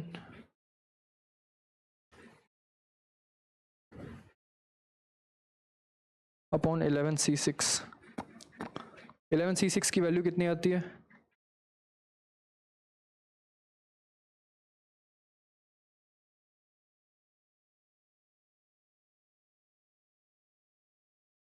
6 42 42 इंटू 11 42 42 2 कितना वैल्यू आ रहा है 42 इंटू 11 ना, तो 1 minus 4 into 21 upon 42 into 11 plus 7 upon 42 into 11, तो ये हो जाएगा 2, ये हो जाएगा 2, सो ये हो जाएगा 6, 1 माइनस 2 अपॉन 11 प्लस 1 अपॉन 66, तो 1 माइनस 13 बाई 66 हो जाएगा, ठीक है। तो 66 माइनस 13 अपॉन 66 कितना हो जाएगा 53 अपॉन 66, ठीक है, 53 अपॉन 66 जो है इसका करेक्ट आंसर हो जाएगा। तो डायरेक्ट वाले मेथड्स जाने के बजाय आप इसका इन्वर्स सोचोगे तो जल्दी पहुंचोगे, अगर आप ये वाला मेथड लगा करते हो तो आपको वही कैलकुलेशन करनी पड़ती है। तो हमने क्या किया कि भाई इन सारे केसेस को हटा के जो केस बच रहे हैं उनको 1 से सब्ट्रैक्ट कर देंगे, तो हमारे पास आंसर इसका अपने आप ही आ जाएगा, ज़्यादा कुछ करने की ज़रूरत भी नहीं पड़ेगी, ठीक है। नेक्स्ट वाले पे आते हैं। हमसे बोला कि probabilities that ABC become managers are this, तो भैया प्रोबेबिलिटी ऑफ सपोज हमने इसको इवेंट 1 मान लिया, इवेंट 1 क्या है कि A becomes a manager, A becomes manager, okay. E2 क्या है B becomes a manager, B becomes manager, और E3 क्या है C बिकम्स अ मैनेजर, ठीक है। और हमारे पास है कि probabilities that bonus schemes will be introduced, यानी कि एक इवेंट हुआ जिसको मैंने नाम दिया ए, कि that bonus scheme is introduced. Okay, bonus scheme is introduced. तो P, bonus scheme will be introduced if A becomes a manager. अगर बोनस स्कीम तभी इंट्रोड्यूस होगी इफ पी ए बार. कहने का मतलब है the bonus scheme will be introduced only if A becomes a manager is 4/9, यानी कि P A by E one की जो वैल्यू हमको दे रखी है वो ये दे रखी है. मेरे साथ इसको पढ़िए, A by E one. A by E one का मतलब होता है probability that the bonus scheme will be introduced given that, ये जो लाइन होती है गिवन दैट को रिप्रेजेंट करती है, गिवन दैट या फिर if. Probability that the bonus scheme will be introduced if A becomes a manager. वही सेम लाइन यहाँ पे भी लिखिए, probability that the bonus scheme will be introduced if A becomes a manager is 4/9. Similarly जब B becomes manager होगा तो वो probability कितनी हो जाएगी 2/9, और जब सी मैनेजर बनेगा तो उसकी प्रोबेबिलिटी कितनी हो जाएगी 1/3. ठीक है, तो यहाँ सबको देख के लग ही रहा है कि ये बेस थ्योरम का क्वेश्चन आ चुका है ना, बेस थ्योरम का ये सवाल है. नेक्स्ट वाली लाइन में हमसे पूछा कि what is the probability that the bonus scheme will be introduced. Bonus scheme तभी इंट्रोड्यूस होगी जब ए बिकम्स मैनेजर होगा, और जब ए जब मैनेजर बना तब उसको बोनस स्कीम मिला. तो बेसिकली ये वाला और ये वाला, ये आपको 3/10 दे रखा है. ये जब बी मैनेजर बनेगा वो 1/2 दे रखा है, और सी मैनेजर बनेगा वो 4/5 दे रखा है. तो क्या करना है, 3/10 इंटू 4/9. और जब बी मैनेजर बना उसकी प्रोबेबिलिटी कितनी है 1/2, और जब बी मैनेजर बन गया तो उसके बाद बोनस स्कीम आई तो उसकी प्रोबेबिलिटी कितनी है 2/9. प्लस में सी मैनेजर बनना उसकी प्रोबेबिलिटी कितनी है 4/5 मल्टीप्लाइड बाई जब सी मैनेजर बन गया उसके बाद बोनस स्कीम आने की प्रोबेबिलिटी कितनी है 1/3. तो ये, तो बस इन तीनों को मल्टीप्लाई करके, इन तीनों को ऐड करके जो भी आंसर आएगा वो आपका फाइनल आंसर होगा. ठीक है, तो कितना हो जाएगा 12/90 प्लस 2/18 प्लस 4/15. तो 18 5 ज़ा 90 तो ये 10 टाइम्स जाएगा, और 15 6 ज़ा 90 तो ये 24 टाइम्स जाएगा. प्लस में ये 12 तो है ही ऑलरेडी, इसको करेंगे 90 तो कितना हो जाएगा 22 प्लस 24 कितना हो जाएगा 46. 46/90 यानी कि 23/45 जो है इसका करेक्ट आंसर होगा, which is option number C. If the bonus scheme has been introduced then what is the probability that the manager appointed was B. यानी कि हमसे यहाँ पे बेस थ्योरम का सवाल पूछ लिया, हमसे यहाँ पे बेस थ्योरम का सवाल पूछ लिया. बेस थ्योरम का फॉर्मूला क्या होता है, पी, ये हमसे पूछा कि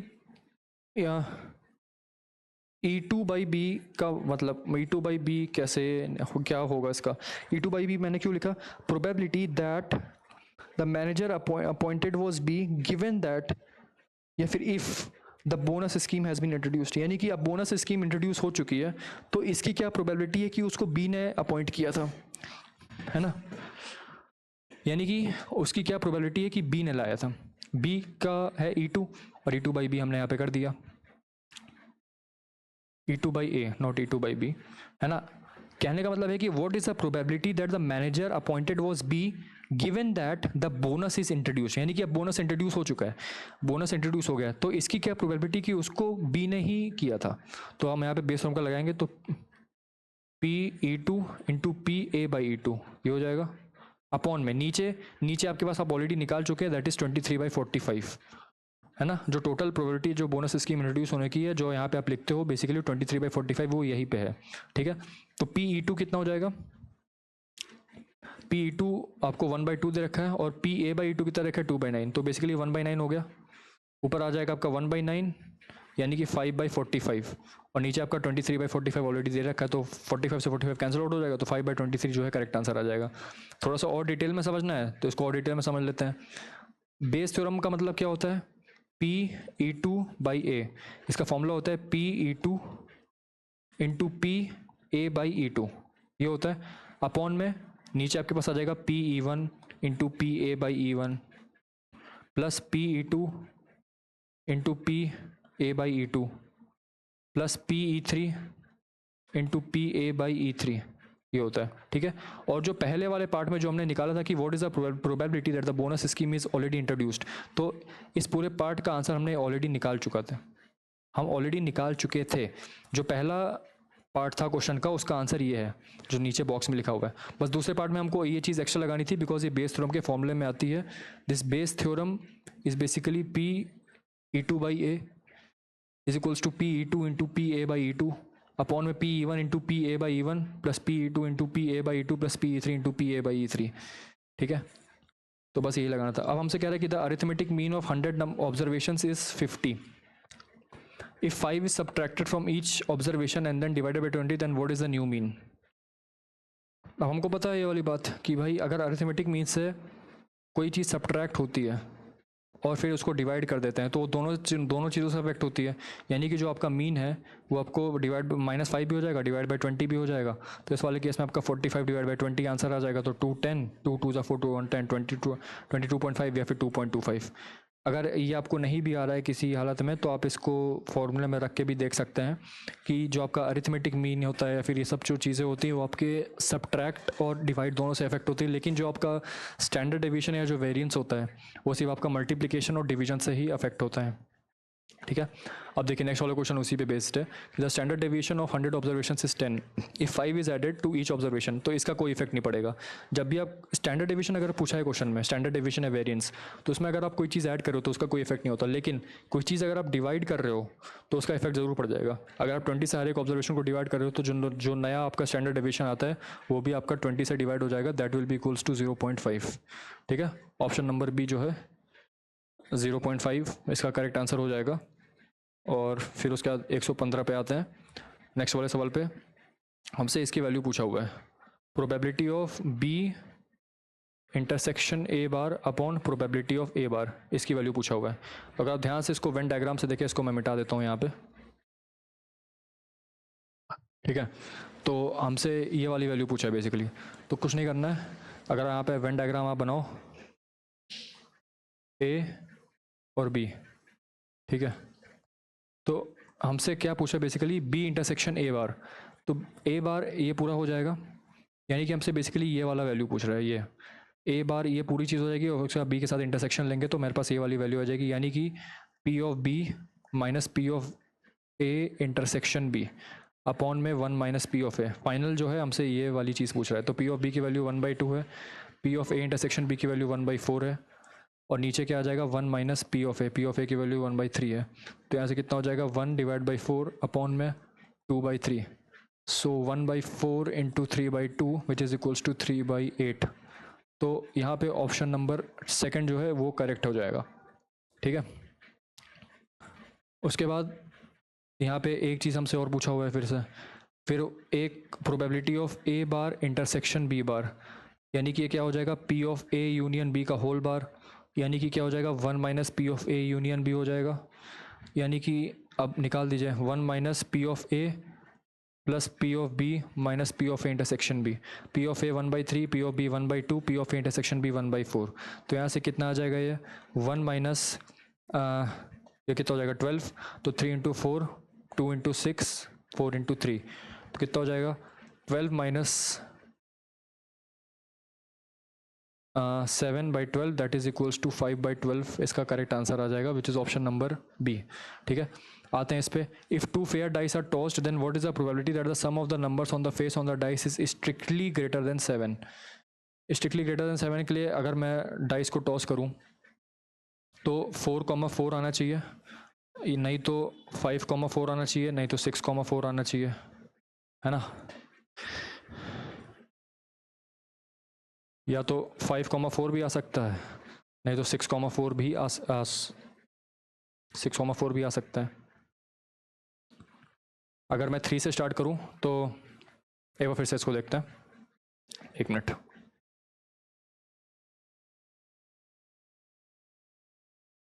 तो अगर मैं 3 से स्टार्ट करूं 2 से तो होगी नहीं क्योंकि मैक्सिमम, अच्छा 2 से भी हो सकती है। स्ट्रिक्टली ग्रेटर देन 7 पूछ रहा है। सो अगर मैं 2 से स्टार्ट करूं तो एक वैल्यू आती है 2,6 की। फिर अगर मैं 3 से स्टार्ट करूं तो 3,5, 3,6 आ जाएगी। फिर मैं 4 से स्टार्ट करूं तो 4,4, 4,5, 4,6। 5 से स्टार्ट करूं तो 5,3, 5,4, 5,5 और 5,6। 6 से स्टार्ट करूंगा तो 6,2, 6,3, 6,4, 6,5 और 6,6। तो मेरे पास ये टोटल केसेस बन रहे हैं जहाँ पे सम जो है स्ट्रिक्टली ग्रेटर देन 7 है। तो उसको काउंट करते हैं 1 2 3 4 5 6 7 8 9 10 11 12 13 14 15। तो टोटल 15 केसेस हैं और टोटल हमारे पास चांसेस कितनी होती हैं, मतलब कितने पॉसिबल कॉम्बिनेशन हो सकते हैं 36।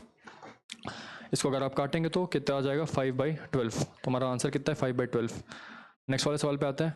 The probability of a man hitting a target is 1/5। If a man fires 7 times then what is the probability that he hits the target at least twice. तो एटलीस्ट ट्वाइस करने की बजाय आप सिंपल क्या कर लो, 1 में से सब्ट्रैक्ट कर लो वो सारे चांसेस जहाँ पे मैन ने एक बार मारा या 0 बार मारा। कहने का मतलब है कि 7 में से 0 बार चला, यानी कि 1/5 की पावर 0 और 4/5 की पावर 7 प्लस 7C1 1/5 की पावर 1 और 4/5 की पावर 6। ये हुआ। इसको सॉल्व करते हैं, इसको सॉल्व करता हूँ, इसको मैं इरेज कर देता हूँ यहाँ पे। इसको यदि मैं सॉल्व करूँ तो कितना आ जाएगा 1 माइनस 4/5 की पावर 7 इंटू 7 इंटू ये आपका आ जाएगा 5 की पावर 7। अगर मैं 5 की पावर 6 को लूँ यहाँ और 4 की पावर 6 को यहाँ पे लूँ तो ये 4/6 और 5/6 इधर एक साथ आ जाएंगे। एक यहाँ पे 5 बज रहे तो 7/5 यहाँ पे हो जाएगा 1 माइनस प्लस में सॉरी। तो ये कितना हो जाएगा, यदि मैं 4/5 की पावर 6 को कॉमन लेता हूँ तो ये आपके पास हो जाएगा 4/5 प्लस 7/5। तो आपके पास हो जाएगा 1 माइनस ये आपके पास क्या हो जाएगा 11/5 इंटू 4/5 की पावर 6। ठीक है, इसको जब आप मैनिपुलेट करोगे तो आपके पास फाइनल आंसर क्या निकल के आएगा 1 माइनस 11/5 इंटू 4/5 की power 6 which is option number C. Let X be a random variable following binomial distribution whose mean and variance are. Mean क्या होता है NP और वेरिएंस क्या होता है NPQ 160। जब दोनों को डिवाइड करेंगे तो Q की वैल्यू कितनी आ जाएगी 4/5। तो P की वैल्यू कितनी आ जाएगी 1/5। P की वैल्यू को 1/5 यहाँ पे रखिए तो N/5 की वैल्यू हो जाएगी 200। N की वैल्यू कितनी हो जाएगी 1000। ठीक है, N की वैल्यू कितनी हो जाएगी 1000। नंबर ऑफ ट्रायल्स हमारे पास 1000 आ जाएंगे। और लास्ट हमसे पूछा कि what is the arithmetic mean of 8 square plus 9 square plus this square. तो इसका बहुत ही सिंपल है। अब एक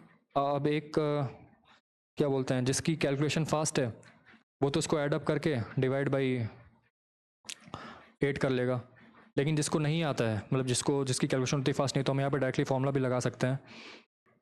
इसको नीचे देखते हैं। देखिए हमसे पूछा हुआ है 8 square plus 9 square plus 10 square and so on कहाँ तक 15 स्क्वायर। तो एक काम कर सकते हैं, तो इसमें हम क्या करें कि सम ऑफ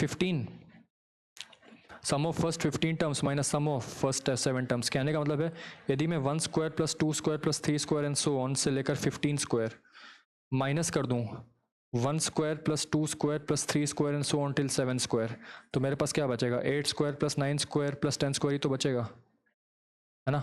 तो इसका सम क्या आ जाएगा, इसका सम आएगा n। अब आपको पता है कि जो sum of squares of first N natural numbers का सम क्या होता है n into n+1 into 2n+1/6। तो यहाँ पे 15 है तो 15 रख दीजिए, तो 15 इंटू 16 इंटू 31/6 माइनस में यहाँ पे 7 रख दीजिए यहाँ पे, तो कितना first sum of first squares of 7 natural numbers, तो 7 इंटू 8 इंटू 15 डिवाइड बाई 6। यहाँ से कैंसिल आउट हो जाएगा 3 2 ज़ा 3 5 ज़ा 2 8 ज़ा, तो यहाँ पे हो जाएगा यहाँ पे कितना हो जाएगा 2 3 ज़ा 2 4 ज़ा 3 5 ज़ा, तो 20 into 7 which is equals to 140। इसका आ गया 140 और ये कितना हो जाएगा 40 into 31 which is equals to 1240। अब इस 1240 में आप 140 को सब्ट्रैक्ट करिए तो कितना हो जाएगा 0 0 1 1, तो 1 1 0 0 आ गया इसका सम। लेकिन हमसे अरिथमेटिक मीन पूछा, तो अरिथमेटिक मीन कितने नंबर्स का है 8 9 10 11 12 13 14 15, यानी कि टोटल 8 नंबर्स का सम है। तो इसको निकालिए 4 2 ज़ा 8 4 2 ज़ा 8 30 4 7 ज़ा 28 20 4 5 अब 2 1 ज़ा 2 2 3 ज़ा 6 1 15 2 7 ज़ा 14 1 10 2 5 ज़ा 10, तो 137.5 जो है मेरा अरिथमेटिक मीन आ गया। ठीक है, तो इसको आंसर कर देते हैं। तो जो हमारा फाइनल आंसर है क्वेश्चन नंबर 120 का वो कितना है 137.5। तो इसी के साथ हमने एनडीए एंड एनए 2025 का जो फर्स्ट पेपर है उसको कंप्लीट किया है। हमारा वही मतलब क्वेश्चन का पेपर का पैटर्न एकदम सेम टू सेम वैसा ही है कि पहले के फर्स्ट 60 क्वेश्चंस में हम major topics calculate cover up करते हैं जो कि क्लास 11th के होते हैं। मोस्टली उसमें आपका complex numbers, permutations and combinations, binomial theorem, relation sets, theories, trigonometric functions, inverse trigonometric functions, ये सब होते हैं। और दूसरे वाले पार्ट में आपका मेजर पोर्शन आपका प्रोबेबिलिटी स्टैटिस्टिक्स का रहता है, 3D vector and 3D geometry and vector का रहता है, एज वेल एज कैलकुलस का रहता है। ठीक है, तो ये पूरा का पूरा एक ओवरऑल स्ट्रक्चर है मैथमेटिक्स का, है ना। जितना ज़्यादा से ज़्यादा हो सके PYQs को अटैम्प्ट करिए। लास्ट 5 ईयर के PYQs आपके पास एनफ हैं to solve and practice all the questions. जितना ज़्यादा आप रिपीट करेंगे उतना ज़्यादा आपके लिए अच्छा होगा। क्वेश्चंस आएंगे, उसको आप जल्दी से जितना माइंड फ्रेम हो सके उतना स्ट्रॉन्ग करके आप इसको ईजिली सॉल्व कर सकते हैं। So these questions form a variety of types and by looking at these types we will be able to solve the questions in the exam, because if we had previously seen that question or the way to attempt that question, we will be solving it very fastly and in a very time efficient manner. So once again, thank you.